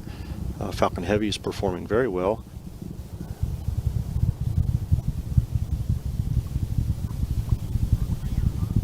Now we're just about 30 seconds away from separating those side boosters. Their engines will cut off first, then they will separate. MVAC is chilling. Starting to chill down that MVAC-D engine in the second stage. And that's where we need to get the engine chilled to the proper temperatures before flowing liquid oxygen and RP1 into it. So they're conditioning the engine to make sure things are ready for when it's ready to start up. Stand by for booster separation. Booster engine cutoff. Side booster separation confirmed. And there they go. Those two boosters previously flown on Psyche. This will be their 6th flight. We thank you for their service this morning. They did a great job of getting Falcon Heavy and Europa Clipper on its way as the center core takes over and continues mission down its ascent. Things are looking really good in the telemetry. Power and trajectory look nominal, and chamber pressures on the 9 center core engines look really good. In just a little more than 20 seconds from now, we'll get the cutoff of the main engine on the center core booster that remains. 4 seconds after that, we will separate. Flying out over the Atlantic Ocean. There's a look from inside. There we see stage 1 Stage separation confirmed. And stage separation from the center core. Getting ready for MVAC startup, SES-1. We're getting some applause here in the Mission Directors Center, and there you see the MVAC-D engine lighting up. Next thing up in about 10 seconds will be fairing separation. NYPY FTS has saved. And the fairing has protected Europa Clipper on its ascent up into space, but once we get into space, we don't need that fairing anymore. Fairing separation confirmed. Fairing has separated, and those will be recovered, Daryl, by SpaceX's own recovery ship, Go Cosmos. And there you see them falling away into space. That is the only part of this rocket that will be recovered. The glow of the MVAC-D engine as it performs its first burn here. This is about a 3-minute and 47-second burn. Things are looking great. Matter of fact, this is one of the shortest first burns that has been done on a Falcon Heavy by SpaceX, but it is required to get us into that parking orbit for that long coast that we have to get ready for the interplanetary trajectory that we're going to need to get Europa Clipper on its way that we heard Jenny talk about to get those Earth assist slingshots as it heads on its way for its mission. So things looking really good this morning with the performance of the Falcon Heavy. MVAC is performing well, and everything looks good thus far in today's mission. Usually those burns are the other way around, with a longer first burn and the shorter second burn, but in this case it is reversed. As we look at some crystal clear views of the MVAC-D engine, the stage 2 that's carrying Europa Clipper. Orbital light is shining both on the spacecraft, the second stage, and on planet Earth. Center core FPS has saved. There we've heard that the flight termination system on the center core has been saved as it heads back to splash down. Things are looking good. I can tell you, Darryl, we had a beautiful weather day for launch, and as we're looking at MVAC flying in space with Europa Clipper, it is such a gorgeous view with Earth behind it, and so we could not have had a better day for a mission launch today. No doubt about it, Mick. It was simply gorgeous. We had a hurricane a week ago, but after that pushed out, it brought us in its wake near perfect weather for launch. And now we're into space, dealing with the harsh conditions up there. Stage 2 FTS is saved. Stage 2 has made its way into space, far enough away for us to be able to safe the flight termination system from our safety perspective. We're about a minute away from second stage engine cutoff, as we'll see the MVAC-D shut down and get ready for a long coast, getting Europa Clipper into that parking orbit and on its way for the next firing that we will have, the second stage, number 2, to get it into that interplanetary transfer orbit that we need to get Europa Clipper started. So things looking very well this morning. We're about 30 seconds from that stage engine cutoff, which we refer to as SECO 1. That's right. We'll get into that. Guidance. Get into that coast phase.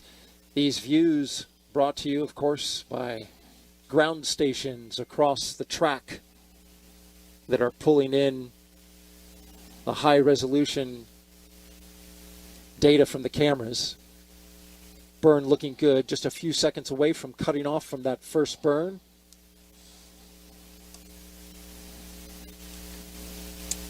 And there it goes. The first burn is complete. Yep, things look really well on the stage burn result. Apogee, perigee, and everything for the mission looks really good. Engine performance, very well performance by the second stage for this first burn. And things continue to look good as we head into this long coast for this parking orbit. It's a long coast, and we'll hit that second burn. Roughly 3 minutes and 21 seconds long. This one was roughly 3 minutes and 9 seconds. And Mick, you saw the data from it. It all looked pretty good. Then there you go. Yep, confirmation. We're hearing confirmation that we have nominal orbital insertion. As we were looking at the telemetry here, Daryl, that things looked very good. Stage 1 and Stage 2 performed very well on that ascent flight. And we'll continue to follow Stage 2 to get ready for that second burn.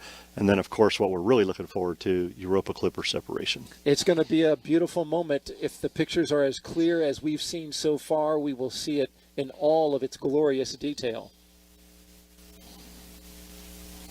All right. We will continue monitoring the coast phase of the second stage with Europa Clipper. And we will bring that to you. Of course, any updates that we have, we'll check back in with you in a little bit. But for now, let's send it back to the host desk with Megan and Jenny. Oh, wow. I mean, if you're just joining us, welcome live to Kennedy Space Center in Florida, where we just saw a SpaceX Falcon Heavy rocket soar off the launch pad with the Europa Clipper spacecraft. I thought... I'm surprised you're here and composed, to tell you the truth. Yeah, you did a good job of keeping me upright watching the launch. Yeah, how are you feeling? How was it to see that and feel that, too? I mean, that was honestly one of the loudest and most powerful rocket launches that I've personally felt here on the Cape. It was very emotional in a good way, right? Just kind of overwhelming with just the awe of it, and that it's finally going up into space. And I feel almost at a loss for words. Yeah, I know. She was like, I am sobbing. She just kept saying, I am sobbing. I am sobbing. I mean, but everybody can understand that, right? I mean, and this is one of my favorite parts of being part of the broadcast, because I do get to watch it with the co-host. And really, this is so much of your life that you're seeing culminate in a rocket launch. It is. It's a huge, again, it's almost indescribable, just the amount of time and effort and all the people involved that got us to here, and to witness that moment is just unlike anything I can describe. And can you believe it? We are still very much at the beginning of this spacecraft's journey. It is headed for Jupiter's icy moon Europa, which scientists believe could be the best chance of finding the ingredients for life outside our planet. It will take the spacecraft 5.5 years to travel the nearly 2 billion miles to Europa. This is a mission developed by NASA's Jet Propulsion Laboratory in California and Johns Hopkins University's Applied Physics Laboratory in Maryland. Now, Jenny, why does the team think that Europa is the best chance of finding those ingredients for life as we know it? Yeah, you know, on this planet, everywhere we find water, we find life. And so, you know, that we think that there's this massive ocean of water underneath the ice on Europa is just, how could you resist, you know? So we think that Europa has that water. That's one of the key ingredients for life, along with the chemistry and the energy and the time. It's been kind of simmering away for a long time. Sure. It's a great place to go explore. And how exciting would it be, right, if we could verify that there are the makings of life as we know it on Europa. So let's dig into the science that is going to make this possible. We have several ocean worlds in our solar system. And by exploring Europa, we're getting a taste of what these ocean worlds are like. Europa probably has beneath its icy surface a global ocean of water. We think there are thermal vents in this vast subsurface ocean. There may be primitive organisms there, similar to the original primitive organisms on Earth from which we all evolved. I just love Europa's surface. I think it's one of the most complex surfaces in our solar system. Typically, when you look at another planetary surface, it's covered with craters, just like our moon. There are shockingly few impact craters. So that means something is going on to erase the craters, just like happens here on Earth, and on Earth we call that geology. One of the key questions right now that we have about Europa is whether or not there is plume activity. Plumes are one way that you can definitely get ocean material to the surface. We really need a spacecraft in the system that's watching Europa to see when those plumes are happening, if they're happening. Europa Clipper is orbiting Jupiter, and it's performing 49 flybys of Europa. Each time we make a flyby, we turn on all of the instruments at once. Most of us know about cameras because that's what our eyes see, but there is a whole slew of other instruments on board Europa Clipper that expands our vision. We have 4 different instruments that we're really using to take images of Europa's surface. We have the visible wavelength, the near infrared, the far infrared, and the UV, the ultraviolet. We're hoping to see evidence of change, new cracks, new surface colors that indicate different materials maybe have moved around or come up from the subsurface. We have an instrument that can sniff the very thin atmosphere, the gases, and determine the composition with extreme precision. And we have another instrument that can tell us the composition of dust particles. We have a magnetometer and a plasma instrument that are going to be studying that magnetosphere environment that Europa is sitting in and Jupiter's magnetosphere environment. The magnetic field of Europa, in turn, can tell us about the properties of the ocean. How thick is it, and how salty is it? And then we have this novel ice-penetrating radar that will try to get below the ice shell. Last but not least, we have a gravity experiment using the communication system of the spacecraft. And from that, we can get essentially a map of the gravity field. We can get the shape, understand, what's underneath, maybe even get some information on the depth of the ocean. It's really a sophisticated payload. The pictures that we are going to get back are going to be just fantastic. The legacy of Europa Clipper will be just a treasure trove of knowledge about this world. Just to find an environment that is similar to the one from which life arose on Earth would really be groundbreaking. It would be awesome. We don't know if Earth is the only place that life got started, or if it's really common. And a really important way to get at that is to understand, is there life elsewhere in our solar system?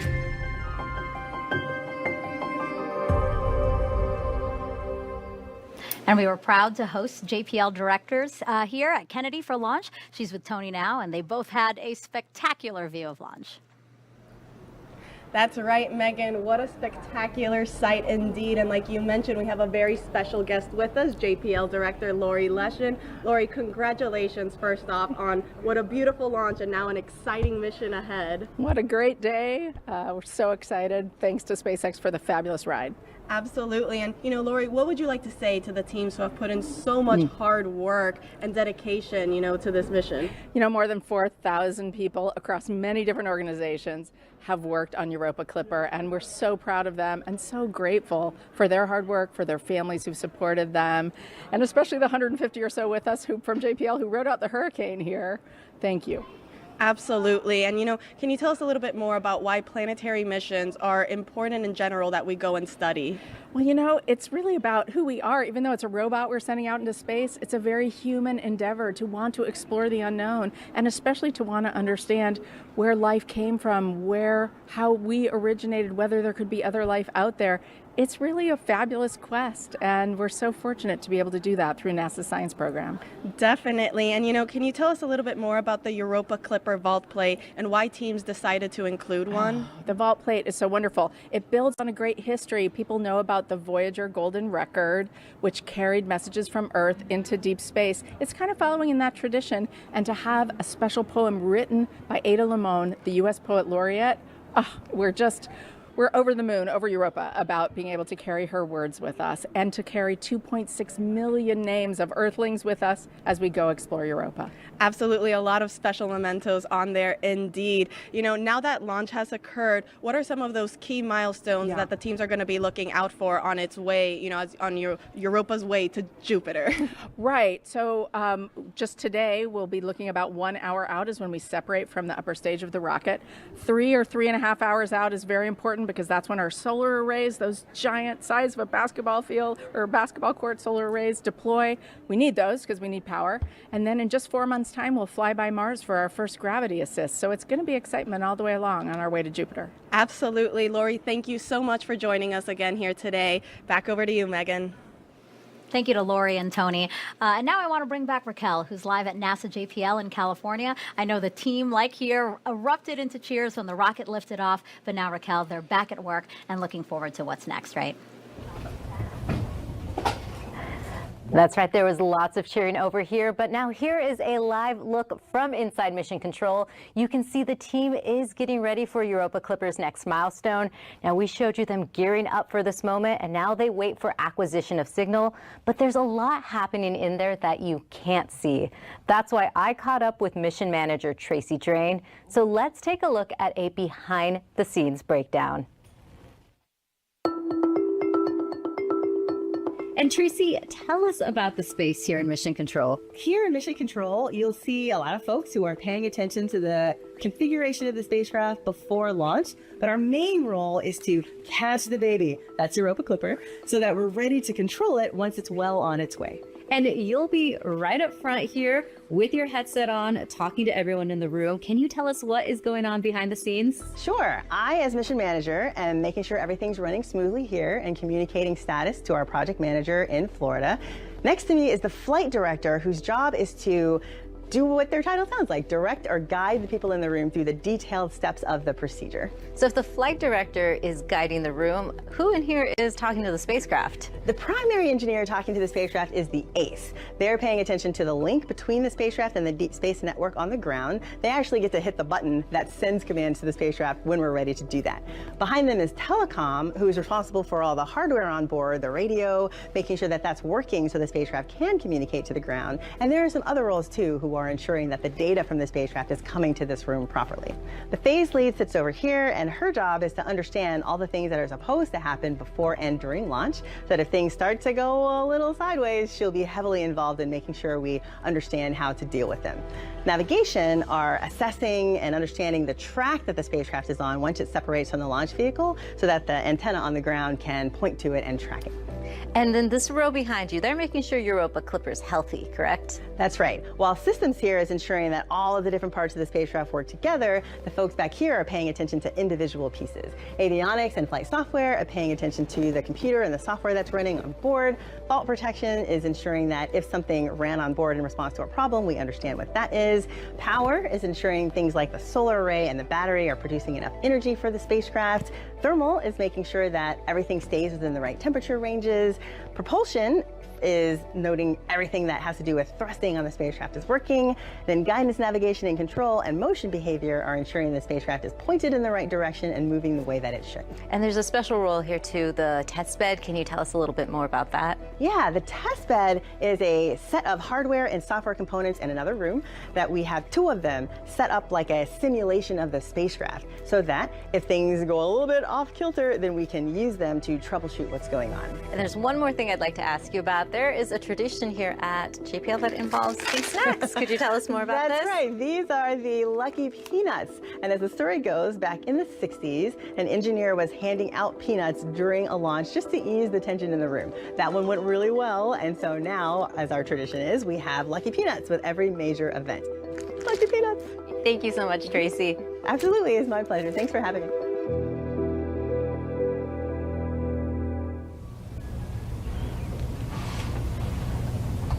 As you can see, Tracy is here now, and the entire Europa Clipper team are in high gear. This isn't the only room where the team is hard at work. Let's take a live look at an additional operation room. This is where an overflow of the team is working during and after launch. Megan, back to you. Thank you so much for that video and tour, Raquel, because it really was cool to see all the people, again, that is making this mission possible. And we have even more people for you all to meet. Take a look. Humans can be pretty smart, and we do discover a lot of great things, but there is still so much that we don't know. This is like one of the most exciting times to be working in space. I feel very fortunate and privileged to be supporting this mission. Europa Clipper is NASA's flagship mission to explore a moon of Jupiter called Europa. Here's our Europa Clipper spacecraft being built. How do you build a spacecraft to go visit a world that exists inside of this extreme environment? What we're looking for is what's underneath the surface. My name is Valeria Salazar, and I help put together all the hundreds of different components that make up Europa Clipper. My name is Andres Rivera. My name is Jenny Kampmeyer. My name is Sarah Elizabeth McCandless, and I am an interplanetary navigator. I'm Deepak Srinivasan, and I work to make sure that we can communicate with the Europa Clipper spacecraft. I'm making sure that Europa Clipper makes its way to Jupiter safely. I work on Europa Clipper, helping science fiction become science reality. We're going to Europa to determine whether we have favorable conditions for life. Here on Earth, no matter what environment you're in, wherever there's water, we found life. We're going to investigate all those ingredients that we think have led to life as a whole. But to actually do that, a lot of engineering has to happen. There's no one person that is responsible for getting this spacecraft built, for designing our science campaigns. I'm helping enable solar system exploration, helping to enable exploration of the universe. We're doing some really humanity-changing science. It's a hard journey to get here. It felt like an impossible dream. For me personally, being an immigrant, I never really imagined that I would have the opportunity to participate in something like this. Just seeing it up here and knowing that it's going to be up in space, it's pretty humbling. Seeing it from its infancy to actual realized hardware, to get that on its journey to Europa, it's just going to be a wonderful feeling. It's been very motivating to see that a part of me will go to Jupiter. I'm contributing this tiny part of something that's going to help us understand better about our universe. We're going to be exploring literally the frontiers of life. Who knows what mission today is going to be that inspiration for the next generation. That's such an honor to be a part of.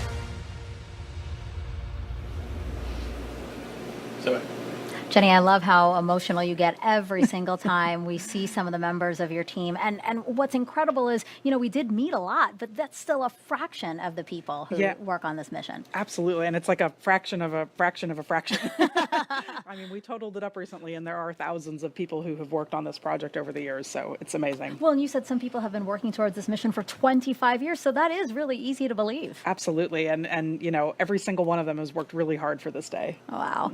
And, you know, Europa Clipper is the largest spacecraft NASA has ever developed for a planetary mission. Let's bring back NASA's Antonia Jaramillo. Thanks, Megan. Joining me is Dr. Robert Papalardo, the Europa Clipper project scientist. You know, Bob, what exactly are we expecting to find, you know, with this Europa Clipper mission? Well, the Europa Clipper carries the most sophisticated suite of instruments that we've ever sent to the outer solar system. It carries a radar that can penetrate through ice like a CAT scan to find liquid water. Super high resolution imaging. We'll be able to look for warm spots, plumes at Europa. All these wonderful techniques that combine together to tell us, could Europa be the kind of place that could support life today? That is very exciting. I mean, can you tell us a little bit more about how scientists will indeed confirm that Europa can support life, like you said? Sure. We want to understand whether Europa has the so-called ingredients for life. Liquid water, the right chemical elements, and then the energy that could support life. So understanding Europa as a whole can tell us whether those ingredients are there.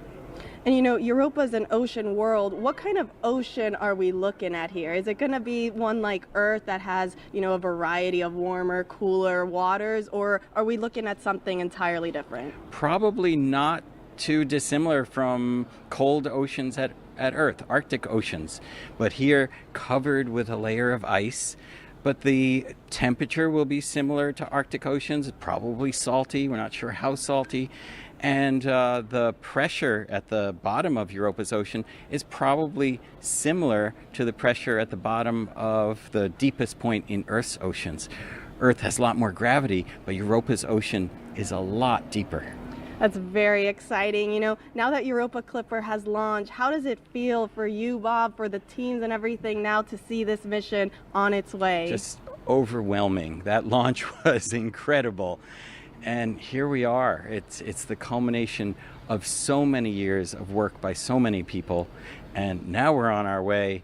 And 6 years from now, we'll start getting great data from Europa. That is so exciting. I know all of us here are very much looking forward to that. Bob, thank you so much for joining us. We'll send it back over to you, Megan. And actually, Jenny, you and I were just talking. Bob is one of those people who has been working on this for 25 years. 25 years, right? And this is really kind of I know how much this moment means to him to finally get here. And yeah, him and, you know, obviously many of his colleagues as well. But 25 years, can you believe that? Yeah, again, very composed for someone Yes. who, all of you are very, very composed.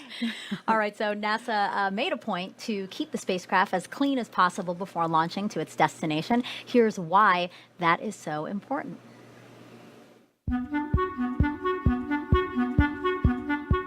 I have the coolest job on Europa Clipper. I keep the spacecraft biologically clean. This means I am looking to reduce the amount of bacteria that are stuck to the spacecraft. Kemi and her team need to keep the spacecraft as biologically clean as possible to help protect this environment as well as the other planets and moons Europa Clipper will encounter. We're really helped by this awesome clean room here. It does a lot of the work for us. We also monitor everything that's being brought into the clean room. Everything is very tightly controlled. It's cleaned before it comes in, and we sample anything that is going to come close to the spacecraft. We're sampling in 3 different directions, and each different direction gets a different face of this wipe. We want to give ourselves the best chance to pick up any bacteria that might be on here. This is the lab where we process all of our flight support samples.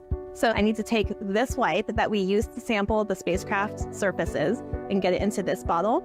And then I'll add some soapy water to this. And then from there, we're going to shake off all of the bacteria into that soapy water. We are using sound to finally shake all of the last little bacteria off into our soapy water. And then we've moved to the next step, heat shock. What we're trying to do here is kill off all of the weaker types of bacteria and leave just the hardy bacteria. Next, we're going to filter this. The liquid will filter through and the bacteria will stick on top of the filter. From there, we put that onto a plate of bacteria food. From there, we let it grow for 3 days. We count every 24 hours for 3 days. They are really diverse, actually. They come in different colors. They can be tall and ridgy or really circular and smooth. Some of them really spread out. We use that number to estimate the number of microbes living on the spacecraft. Think of Europa's ocean like a nature reserve. We don't want to contaminate it with anything from Earth. Out of the thousands of samples that we've collected, only about a dozen have required us to ask the engineers to re-clean the hardware so that we could go in and resample it.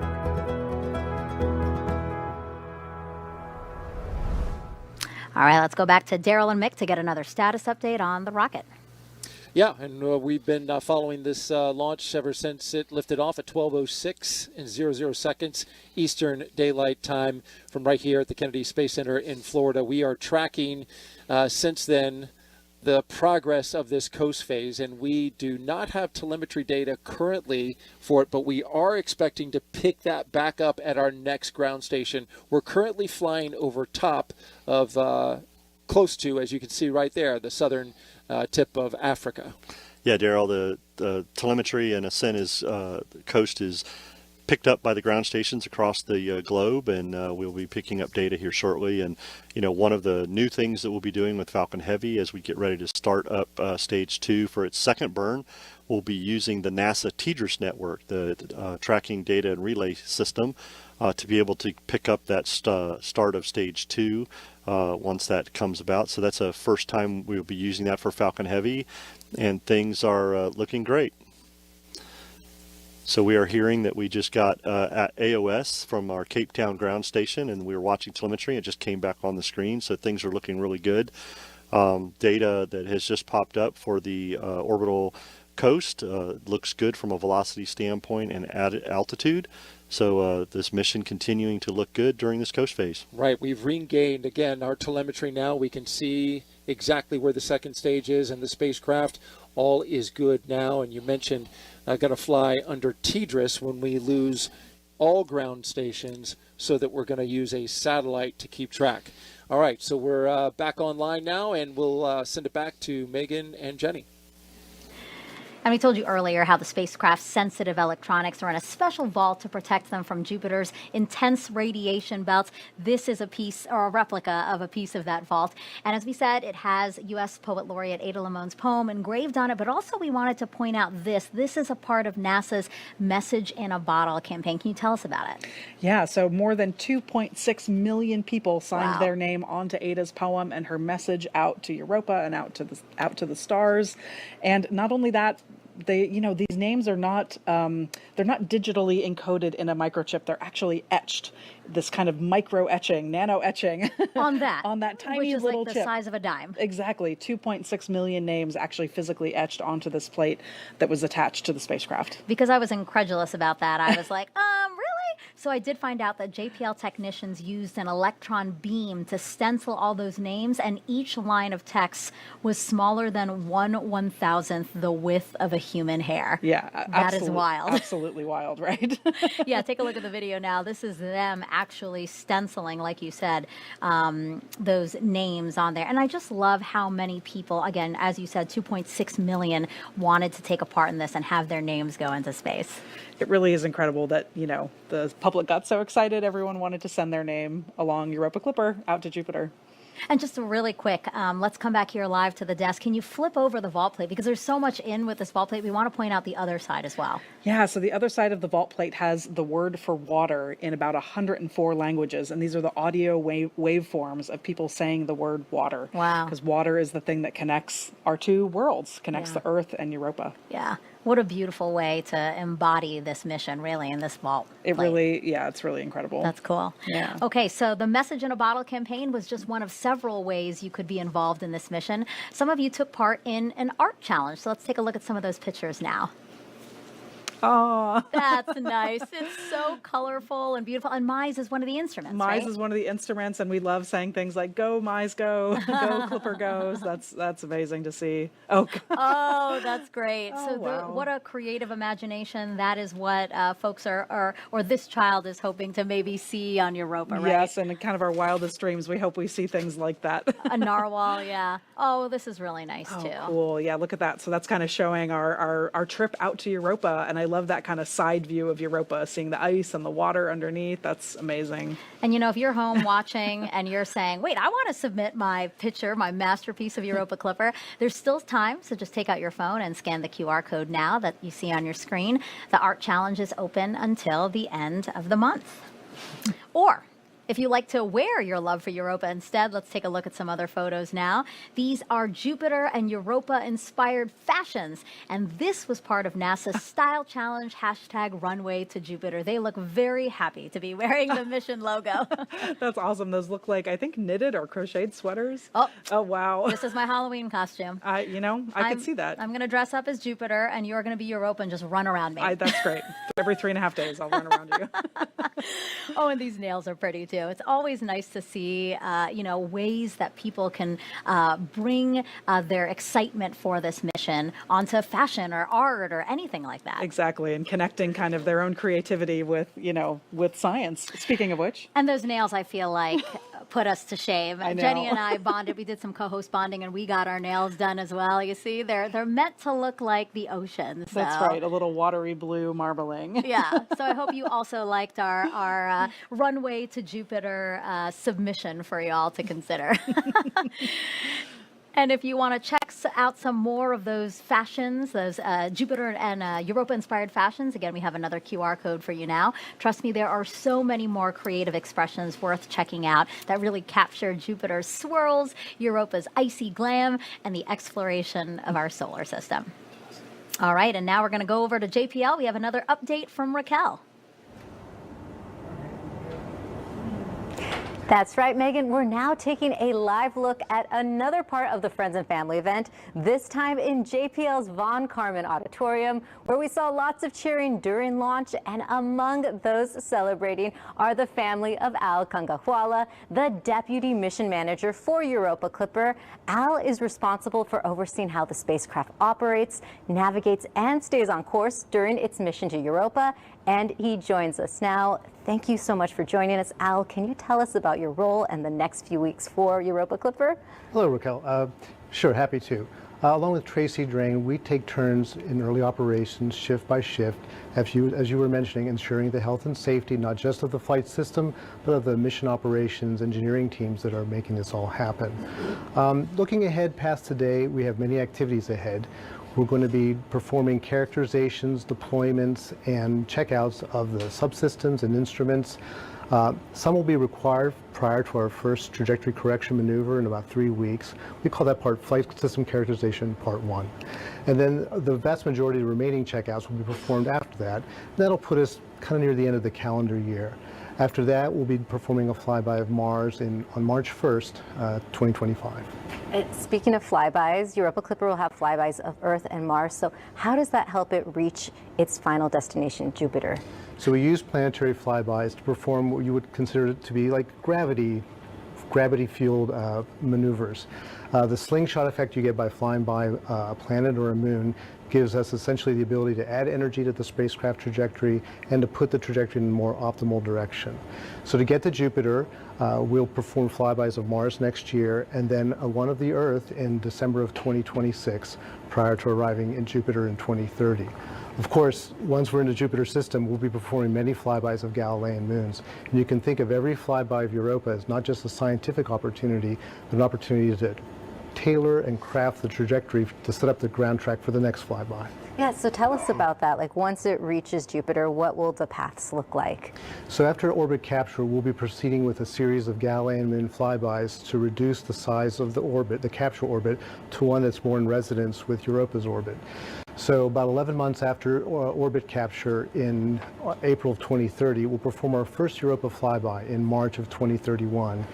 And by around Memorial Day weekend in that same year, we'll be in full swing performing flybys about every 3 weeks. Well, Al, thank you so much for your time. Megan, back to you.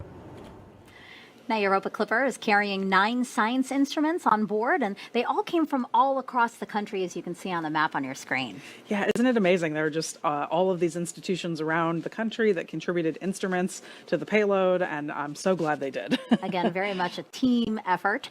So now we want to take some time to walk you through some of those 9 instruments, and we have the first 4 on the desk now. Yeah. Walk us through these, Jenny. Absolutely. So we're going to start over here. Okay, so the one? Yep. So that is our ICE instrument. It's actually 2 instruments. Oh, and I see another piece. Yep, that's our wide angle camera, and then the larger piece is the narrow angle camera. And these are basically going to give us those beautiful color, high resolution photos of Europa. Cool. The next one here is eThemis. This is our thermal imager. So this is kind of like our pair of night vision goggles. It's going to help us see spots on the surface where the ice might be warmer, where water might be seeping up from underneath, making that ice melt. Oh, awesome. Yeah. And then these 2 instruments, this is MISE and this is Europa UVS. And these are 2 of our spectroscopy instruments. So let's talk a little bit about spectroscopy. So take this, we're gonna do a little demo here. So yeah, hold that. I'm gonna hold some of these rocks. Okay. So before you turn that on, these look like rocks you might just regular rocks. Yeah, in my backyard. Find on your backyard, find on a hike. They're white, they're gray, there may be a little bit of brown and black speckles in them. But what happens when you turn on that flashlight and take a look at them again? Oh, whoa! This Yeah. one is bright yellow. This one's bright green. Oh, and this one's like red. Isn't that amazing? So what's happening here? Yeah, so spectroscopy is basically studying how light interacts with objects and how it may tell us a little bit more about what is going on inside of that object. So looking under visual light without the flashlight, it looks one way. Right. But when we put UV light on it, like Europa UVS will do, it can help us see what the rocks are made of. Wow. And so that's what both MISE and Europa UVS are going to be doing in the infrared and the ultraviolet parts of the light spectrum. It's really amazing what you guys can do from just imaging. Like you're not landing, again, this is not a mission that's landing a spacecraft anywhere, but look what you can figure out just by pointing a camera. Exactly. By pointing, pointing a camera and using different wavelengths of light, we can understand what things are actually made of. And that's really incredible. Wow. I'm really glad you showed this because, Yeah. again, it's nice to see the instruments as they are, models here, but like to see the science in front of us immediately. That was really cool. Thank you for that. Awesome. So again, these are just some of the 9 instruments that Europa Clipper has on board. We're going to show you the other 5 after we head back out to Tony, actually. So Tony, the Europa Clipper mission was developed with Johns Hopkins Applied Physics Laboratory. That's right, Megan. And joining us virtually is Bobby Brown, the head of Johns Hopkins APL Space Exploration Sector Head. Bobby, can you tell us a little bit about where you are and how you and the teams are feeling at this moment? Yeah, well, good morning.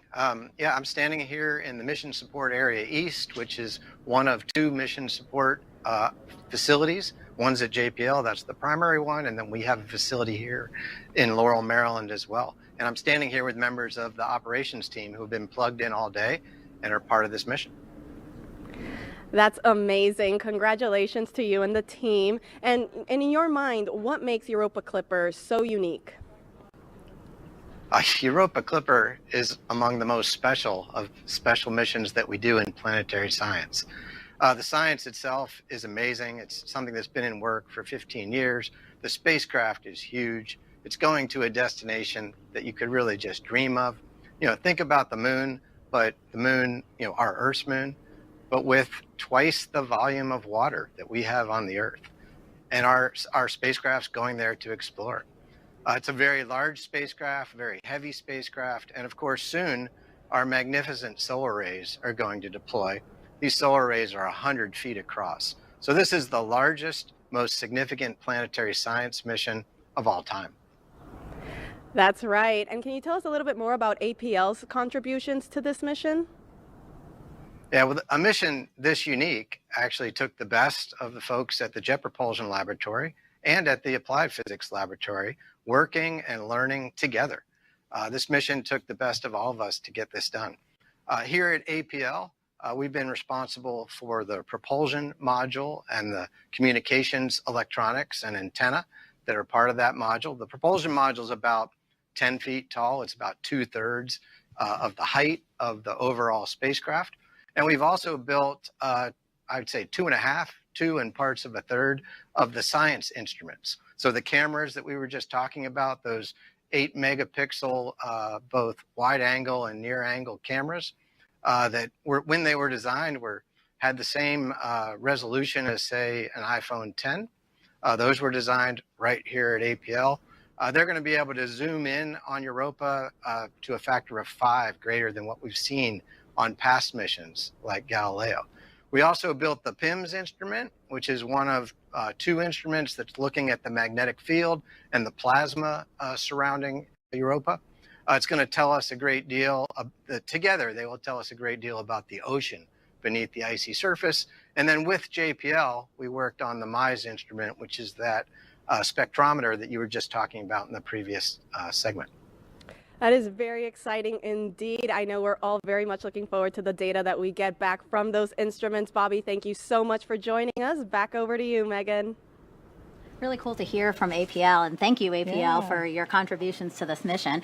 As promised, we now have models of the remaining 5 instruments on Europa Clipper. So, Jenny, what do we have now? Yeah, absolutely. So we're going to start over here again. Okay. So now these 2 instruments, that furthest one is MASSPEX. Okay. And then the next one is SUDA.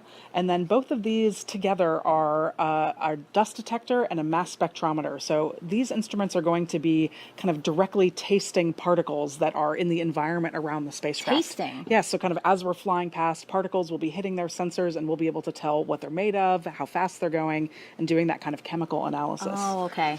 The 3 over here that we have photos of, because they're really big, so we can't have You couldn't models. fit them on the desk? That's right, they wouldn't fit on the desk. The 3 of these together are going to be able to tell us about the interior structure of Europa. So we'll start on the end with Reason. Reason is our ice penetrating radar. Okay. That's going to help us understand how thick the ice is, places where it may be thinner. And then PIMS and our magnetometer are studying the plasma fields and the magnetic fields. So let's talk a little bit about the magnetic fields, because this is a really interesting part of Europa. So let's do a little demo. So I want you to hold this. All right. We're going to pretend this is Jupiter. Right. And you can see there's kind of a magnet inside with some of these iron filings. So go ahead and give that a quick shake. Oh yeah, shake it up real good, real good. There you go. Awesome. Okay. So now it might be hard to see, but you can see that that iron is flowing around like the magnetic fields of Jupiter. So if you were to just take a rock and move around, you know, you wouldn't really see much, but try it with that. A magnet. Yeah, so that one's magnetic. Whoa, it's attracting all the little metal shavings. Exactly. So that's basically, we're kind of pretending that this is Europa in this situation. So the way we discovered that there was an ocean underneath the ice is because there was a little bit of a wobble in the magnetic fields. And we were able to infer from that that there must be some sort of conductive layer underneath the ice. I see. And so if Europa didn't have that conductive layer of ocean, we wouldn't see this kind of interaction with the magnetic fields. Gotcha. So our magnetometer instrument that we have on the payload is super, super important. Awesome. Thank you so much, Jenny. Yeah. All right, so we've been following along with the Falcon Heavy second stage as it continues its journey out with Europa Clipper. So let's head back to NASA's Daryl Nail and Mick Waltman for the next operational milestone. Yeah, that's right. We're getting ready to relight the second stage engine on the second stage of the rocket, carrying Europa Clipper, and it is just moments away, Mick. We're at T plus 47 minutes and 30 seconds, getting ready to relight. This is a longer burn than the first burn. Yeah, this is the burn that will get us into that ITO, or interplanetary transfer orbit, allowing Europa Clipper to be separated and get ready for its Earth assist maneuver. And there we just heard the call for MVAC ignition. The engine was chilled down prior to this, and ignition has happened, and the second burn is continuing on. So this is a 3-minute and 21-second burn of the second stage. If you're familiar with the amazing views that we have at this point, then you know that we've got the camera on the second stage. However, we are not expecting to see that view for this particular burn, and there's an important reason for that, and that is because we've been on ground stations leading up into this point, but for the duration of this second burn, we are pulling data through the TDRS network. The TDRS network, a legacy satellite system in geo orbit that is going to help us out fill in the gap so we can at least pull down the important telemetry of what is going on. Yeah, we're seeing the telemetry coming through, and things are looking good on the telemetry. And but as you stated, we can't process that video through there from that aspect, and things continue to go for this burn. Yes, the TDRS system covering 90% of this burn too. TDRS, of course, standing for Tracking Data and Relay Satellite Network. 90% of the burn will be covered by TDRS, but it's a much lower data rate than it is from the ground station. It's roughly on the order of 20 kilobits per second. If you compare that to your home internet connection, it's the pipe is about 5,000 times smaller. Yeah, we have to choose what data we send. So we want to send the vehicle telemetry so we can see what's happening from a stage 2 velocity and altitude, and bandwidth for video takes up a lot more. So we opt to get the launch vehicle data, and things continue to look good for this burn. Anyone who has downloaded video onto their phone knows about bandwidth. You got to have a good connection. You got to have a cell phone that's on a wide connection in order to pull down video. So we will not have video for any part of this second burn. Also, the spacecraft team is not getting any of the telemetry being pulled down because, again, as you said, there's a high priority on the communications about where that rocket stage is. Yeah, absolutely. And this burn continues, and we're about 30 seconds away from the end of this burn, and we'll see how things continue to move. But we're watching the telemetry here, Daryl, and you can see that the acceleration of stage 2 and velocity continue to increase as stage 2 is performing its job to get Europa Clipper into its orbit.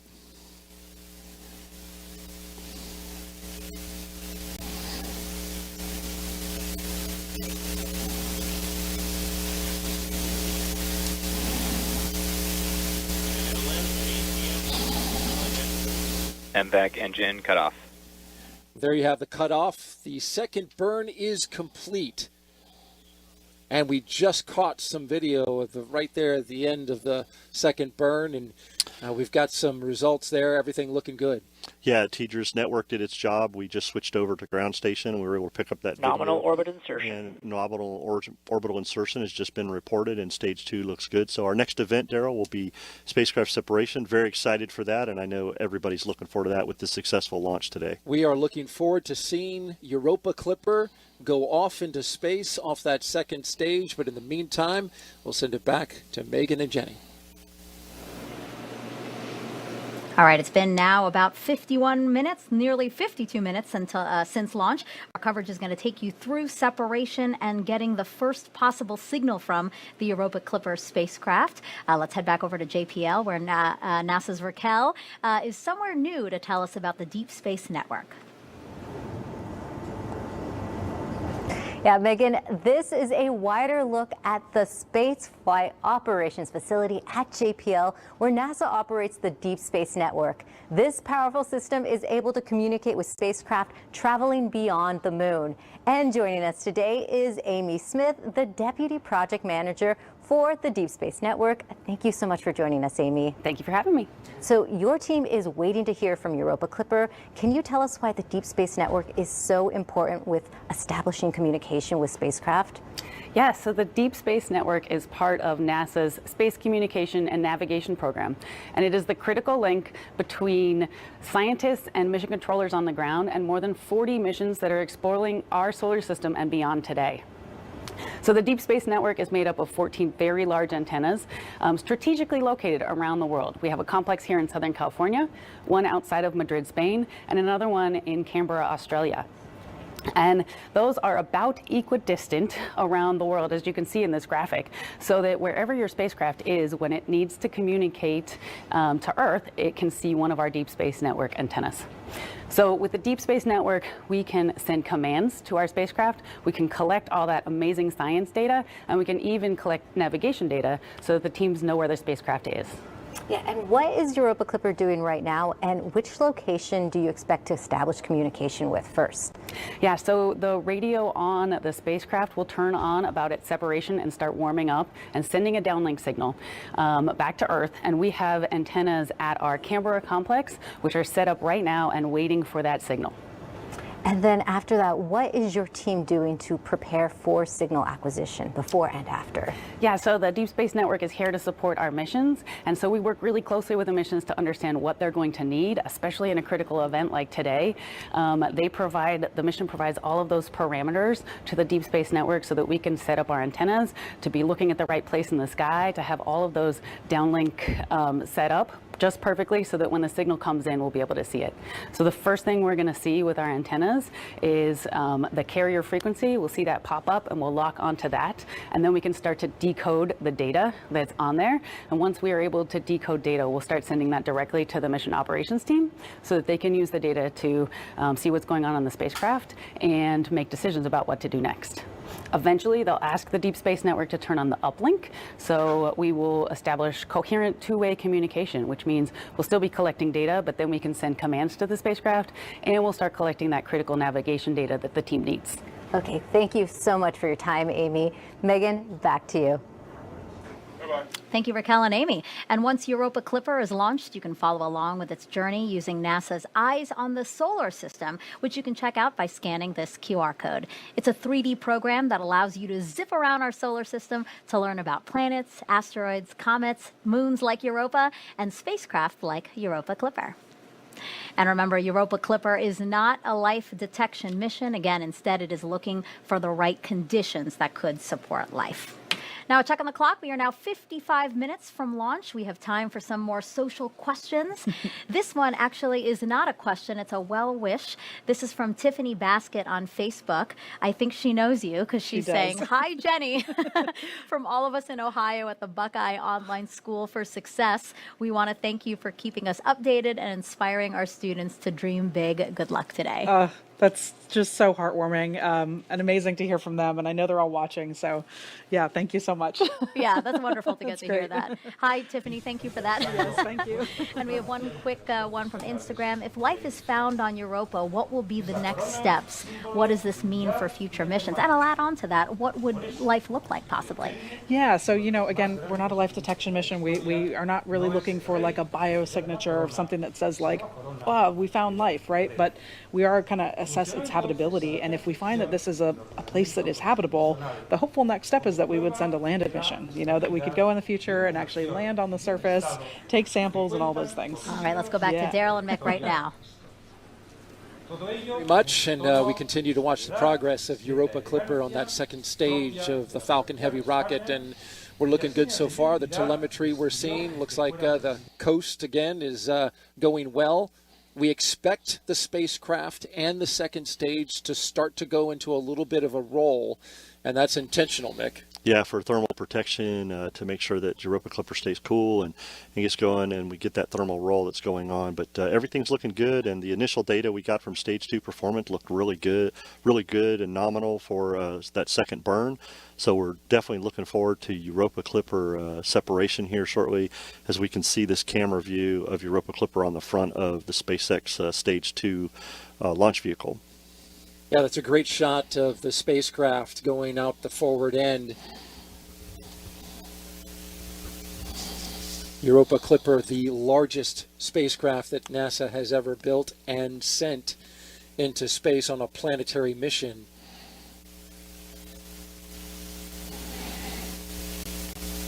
There we see the camera view of the MVAC-D that did its job in the shutdown, and the picture of Europa Clipper on the front of the stage 2. Things continue to look good as we see the altitude of stage 2 continuing to increase during this coast, and the velocity is ramping down into a steady state. Things continue to look very good, getting ready for separation in roughly 5 minutes. Now we are having that video signal appear and then disappear. We do know that with the spacecraft doing that thermal roll, that can cause signal fluctuations, right? Yeah, absolutely. We're on ground station tracking, and as it slightly moves around, we lose the connection a little bit, but we're getting great data so far as the vehicle continues to perform well. We really want to be locked in at T plus 1 hour and 2 minutes and 32 seconds. That's the current time that we have for the separation of the Europa Clipper spacecraft, and that is a big moment, and we want to be able to see that because, as we've seen in some past NASA missions, it really looks impressive to see that spacecraft going off into its destination. Yeah, and this being the largest planetary spacecraft that we've built, it's just going to be very cool to see this separation and go. And we heard Jenny and some of the team talk about it, but it just blows me away, the 30-meter, fairing of the solar rays. Wish we could see that and all, but this mission is just so excited, got so many people behind it, and we are just looking forward, after this successful launch today, we want to get to this major milestone of separation, and things continue to look good for that from that aspect. We've had a lot of people, Daryl, over the years work on this. I'm going to give a special shout out to one of my own, my flight analysis division chief, Mr. Mike Carney. He has been working on a Europa mission for at least 25 years in his career. He started out as a trajectory analyst for a Europa mission way back when at Lewis. And when he came to LSP, he's worked on Europa off and on over the years. So shout out to you, Mike, for the great job, and the rest of the team on Europa Clipper today.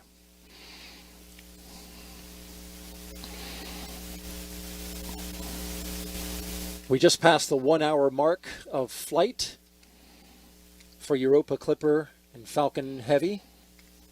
Second stage. As you can see from this trajectory, Mick, it's going away from Earth.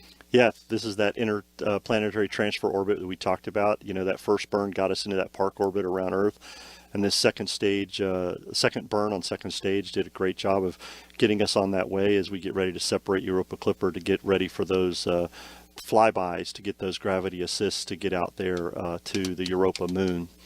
Things look continuing to look very well on the stage performance as it coasts through, getting ready for separation.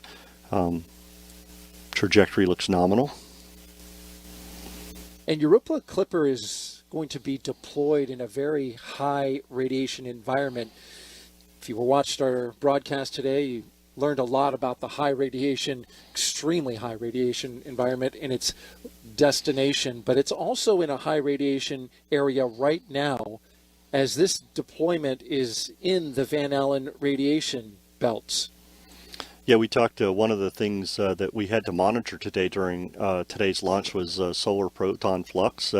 Team had to keep an eye on that for solar flares and things going on to make sure. We heard earlier about the special radiation area where the electronics are and for the spacecraft, and so solar proton flux went very well today, and we got this launch off. Things looking really good. We're about a minute away from payload separation, expected payload separation. Things continue to look good as the stage 2 altitude continues to increase. Velocity has a steady state now for stage 2, and things looking really good for this portion of the mission. Getting close now. Less than 30 seconds away from separation. There you see the Europa spacecraft. Those massive solar panels that you were talking about all stacked together. This is a big moment for the program, for NASA, APL, and JPL. Let's watch.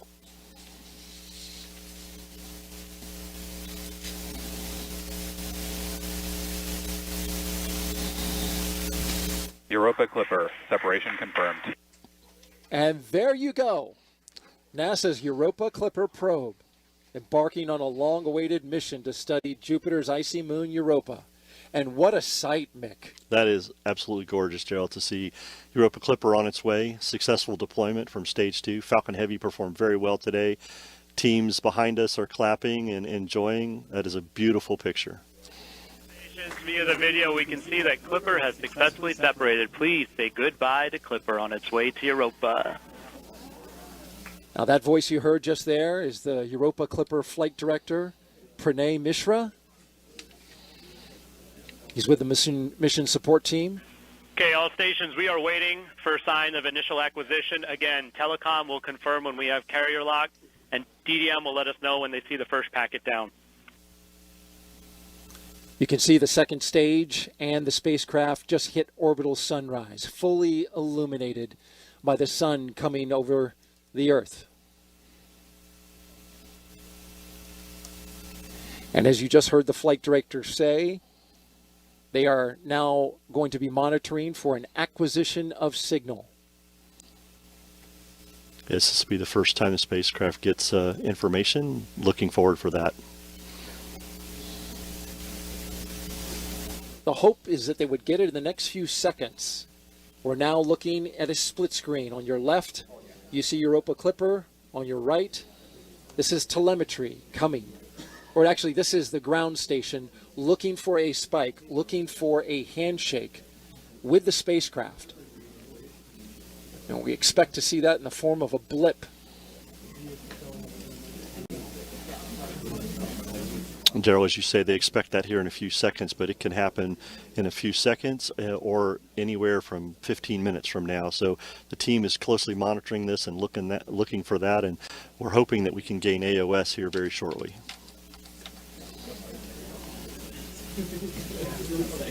Yes, there's a broad range of times for which AOS is expected. Flight GNC. Go.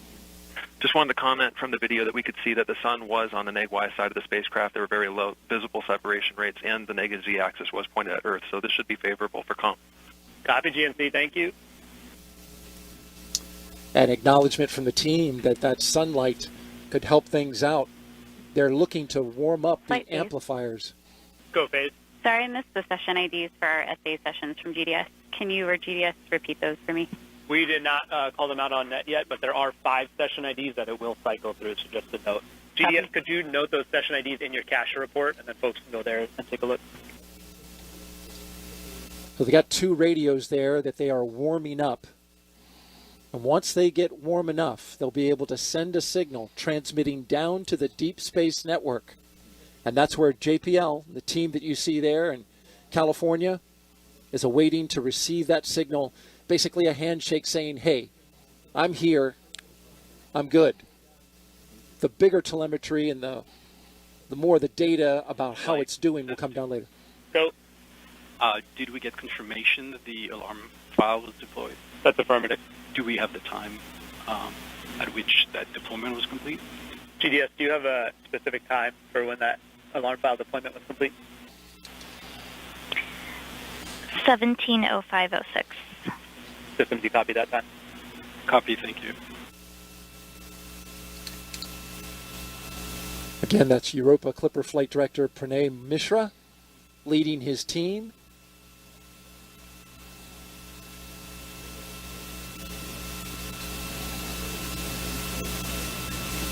Also, a partner in this mission is the Applied Physics Laboratory, their team on console as well.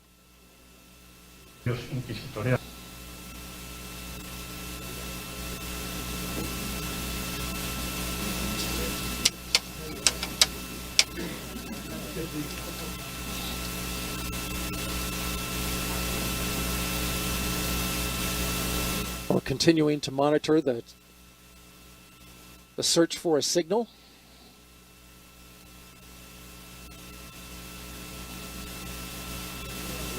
And I believe we have it. Right. There it is. Flight, this is... Go, Telecom. Flight, this is Cal. We're seeing the signal on the open loop receiver. Copy, Telecom. And there you have it. Confirmation of signal from the spacecraft, Europa Clipper. In the room there at the Jet Propulsion Laboratory erupting in applause. These teams have worked a long time. You've got some high fives. Flight, I got data on SSC. Copy, Telecom.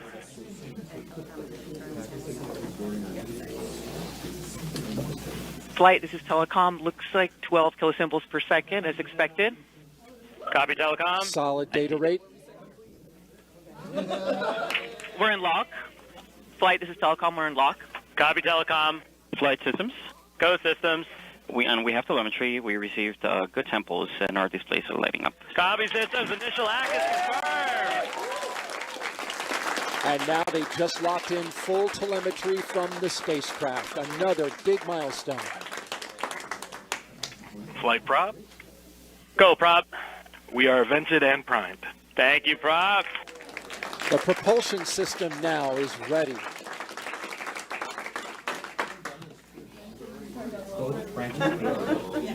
Flight, this is Nav.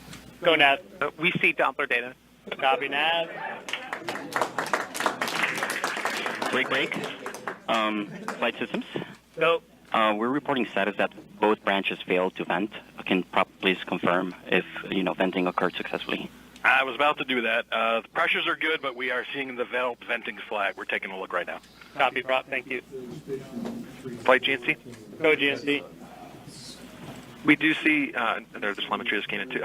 We do see that we are already in the mode GNC 3RS tracks on point, and with the Z-axis rate is consistent with the Z-axis roll.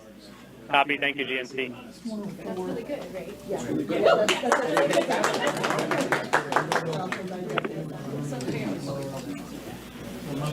Flight FP. Go, FP. So the particular condition about both branch failing venting does not trigger a monitor, and we have no indication that anything tripped, so it just moved down to priming. Copy. Can hear you, Sammy. Copy.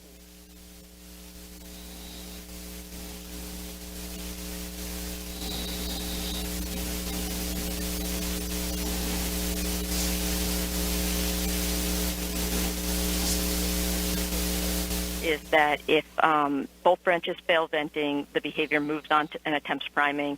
So if that is successful, we could get into tracks on point like we're seeing here.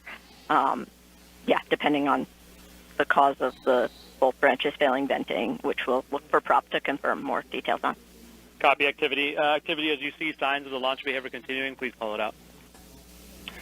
Yes, if we're flight this activity. Go ahead. being in our track zone point, at this point, we are waiting the hour thermal roll. So we should all be looking for signs of being in the thermal roll right now. Copy activity. Yeah, flight GNC, just to confirm it again, we are in the thermal roll right now. And so GNC sees that we have already successfully found the sun, done a slew to sun point, and initiated the Z-axis roll. So good indication that GNC is using the engine successfully. Copy GNC. Do you have an estimate on the start time of that thermal roll? We're working that right now. I'll get that back to you. Thank you. And activity, when you have the telemetry in step 2-8 or can confirm the telemetry in step 2-8, please let me know. Flight CE. Go ahead, B. Is Power seeing anything in the thermal roll? Do we see any change? Go ahead, Power. Stand by. So what you're hearing is that the propulsion system was primed. It didn't get a vent on it, but they have later come to get confirmation that indeed the spacecraft is in a roll, so the propulsion system appears to be working.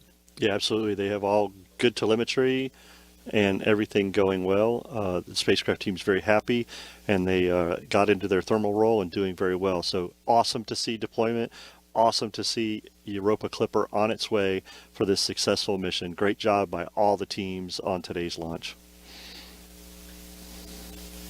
A big congratulations to the teams that have all been working so many years to get to this point. There's still a lot of work to do. Several hours from now, they will begin to cut the thermal knives that will slice open the holding mechanism that allows that solar array to expand, and then that'll bring them power to the spacecraft that'll get them on their way. Yeah, 30 meters solar. That's just impressive from that aspect. And Daryl, again, a great launch today, great separation. I say to Jenny on the host desk, awesome. Hope you're happy. Hope the JPL's team happy. We at LSP are so proud to provide you with SpaceX a great launch today. Thanks for being with us. And Daryl, as usual, thanks for having me. An exciting one. Well, we appreciate having you, Mick. Thank you for your expertise and your knowledge and insight into this mission. It is always helpful to help us understand what's going on. So thank you very much. And that'll wrap it up for us. So we'll send it now back to the host desk and Megan and Jenny. Yeah, thank you so much, Daryl and Mick. It was really cool to have you guys in there walking us through all of those milestones. And yes, I can confirm for you, Mick, that there were some happy tears next to me. more tears. So to recap, for those just joining us, the Europa Clipper spacecraft has separated from the Falcon Heavy second stage. It's on its own in space, but the team has confirmed a signal from the spacecraft and is now getting all the data that we were expecting from the spacecraft. How are you feeling in this moment? I know we just said happy tears. Happy tears. I know, seeing the separation and the spacecraft moving away from the second stage is just, that's the last time that, human eyes will see the spacecraft, right? From now on, it's on its own. And so that's incredible. And getting AOS and then the full telemetry right afterwards, it's, we test these things, but it's amazing to see it happen and confirm. There's a little bit of relief in there. Yeah. We're going to hear from JPL in just a little bit about what full telemetry is, but I mean, explain why that is such a big deal. Yeah. So it basically allows all of our different subsystem experts to weigh in and say, okay, I'm seeing, my system looks good. I'm checking this. That looks, that's in the range we expect it to be. So it allows us to really understand the full kind of health of the spacecraft. And so that's why you were cheering. Yes. She was in the room. Yes, all of us in the room were cheering. Again, a huge moment for the Europa Clipper team. And I know so many of you guys out there as part of the team, part of Jenny's team, really share in the relief and excitement. So let's get some more reaction from Mission Control at NASA's JPL in California. Raquel, all the cheering that we saw in that room was super cool to see. Yeah, Megan, and the cheering hasn't stopped. We just heard some moments ago, and the team is still celebrating. And right now we are joined by Tim Larson, Deputy Project Manager for Europa Clipper. Now, Tim, there's been a tremendous amount of work that went into this moment. Tell me how you and your team are doing. This is so exciting. This is a culmination of the work of thousands of people representing millions of work hours over the years to design this mission, to design the spacecraft, build it, to test the entire system to make sure this system is now able to do everything it needs to do on the way to Jupiter and once we get there in our orbits around Europa. This is every person here and has contributed to this have all contributed to making history today. And we have acquisition of signal and telemetry. Can you tell us about that data that you've received? Yes, that's the data that tells us the spacecraft, the state of the spacecraft. It tells us what equipment is on and off, the temperatures, voltages, currents, software messages that tell us what's going on. So all of that informs the team in the MSA, and they can now start evaluating the state of health of the spacecraft and its readiness to keep going. And we're celebrating now, but there is still a lot of work ahead. Can you walk us through what the next few weeks look like for Europa Clipper? Yeah, this is going to be a busy time for the team because now that the spacecraft is flying on its own, we'll go through a series of activities where we check out every bit of equipment on the spacecraft, make sure that every subsystem is working as it's supposed to, and then we'll start a series of activities checking out the instruments on the spacecraft. And we have a couple of key deployments that come up right after that, deploying the boom for the magnetometers and deploying the antennas for the radar instruments. So it's going to be a busy few weeks. Exciting times ahead. Tim, thank you so much for joining us, and congratulations to you and your team. Thank you. This is so exciting for the entire team. And that'll do it here at JPL. Megan, back to you. All right, I'm back here at the Space Coast. We are now joined by Dr. Denton Gibson with NASA's Launch Services Program. Today, he was on console supporting the launch. Another successful mission for you guys. Yes, it was, and an exciting one. It was a beautiful day to launch a rocket to Europa. Absolutely. I mean, weather, we couldn't ask for better weather, so that was amazing. But first of all, I just want to say thank you to the amazing team that we have, the combined NASA, SpaceX, LSP, JPL team. It did an amazing job. And this team never stops amazing me. Yeah. I mean, just a couple of days after we had a extremely major hurricane hit, with a lot of teams still without power, we were able to get through this countdown and have this amazing launch. And we couldn't ask for a better team that was working this. And I could just say, and of course, our partners at the Space Force also supported us through this launch. But it was just amazing that we got through this. Yeah. Well, and I'll just say, as a member of the Europa Clipper team, we are very grateful for the ride to space. So thank you so much. Yes. So it was awesome. Yeah, and specifically, I mean, speaking from the team, the fact that, again, we were talking about this earlier, that NASA and SpaceX were able to bring this together to bring us to launch today. Talk a little bit about that with Denton. Mm-hmm. Yeah, especially right on the heels of a hurricane. It seems like this was a monumental effort to get to this point. Yeah, absolutely. Yeah.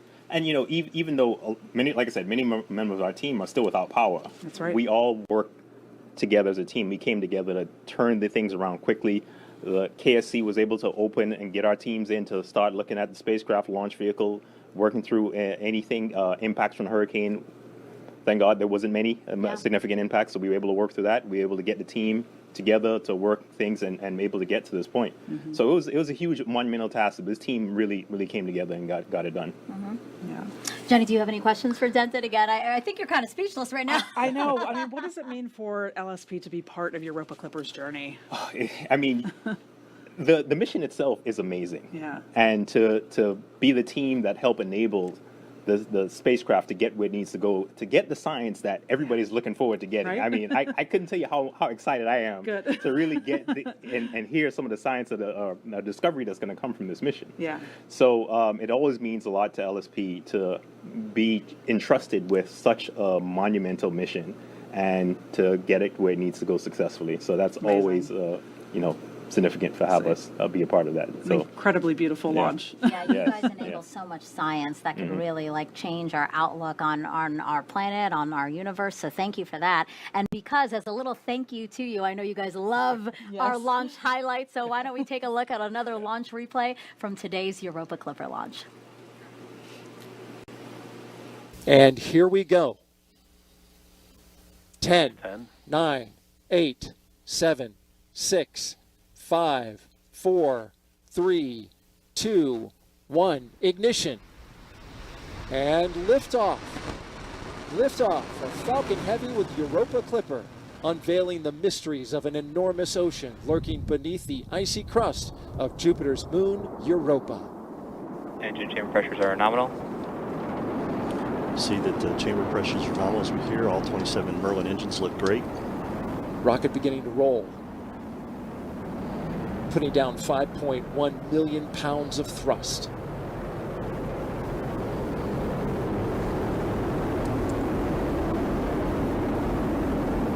Coming up, they're going to back off those engines just a bit. Getting ready to head into max Power Q. and telemetry nominal. We hear that power and telemetry on the vehicle are good there. Everything's looking really Falcon well. Heavy is supersonic.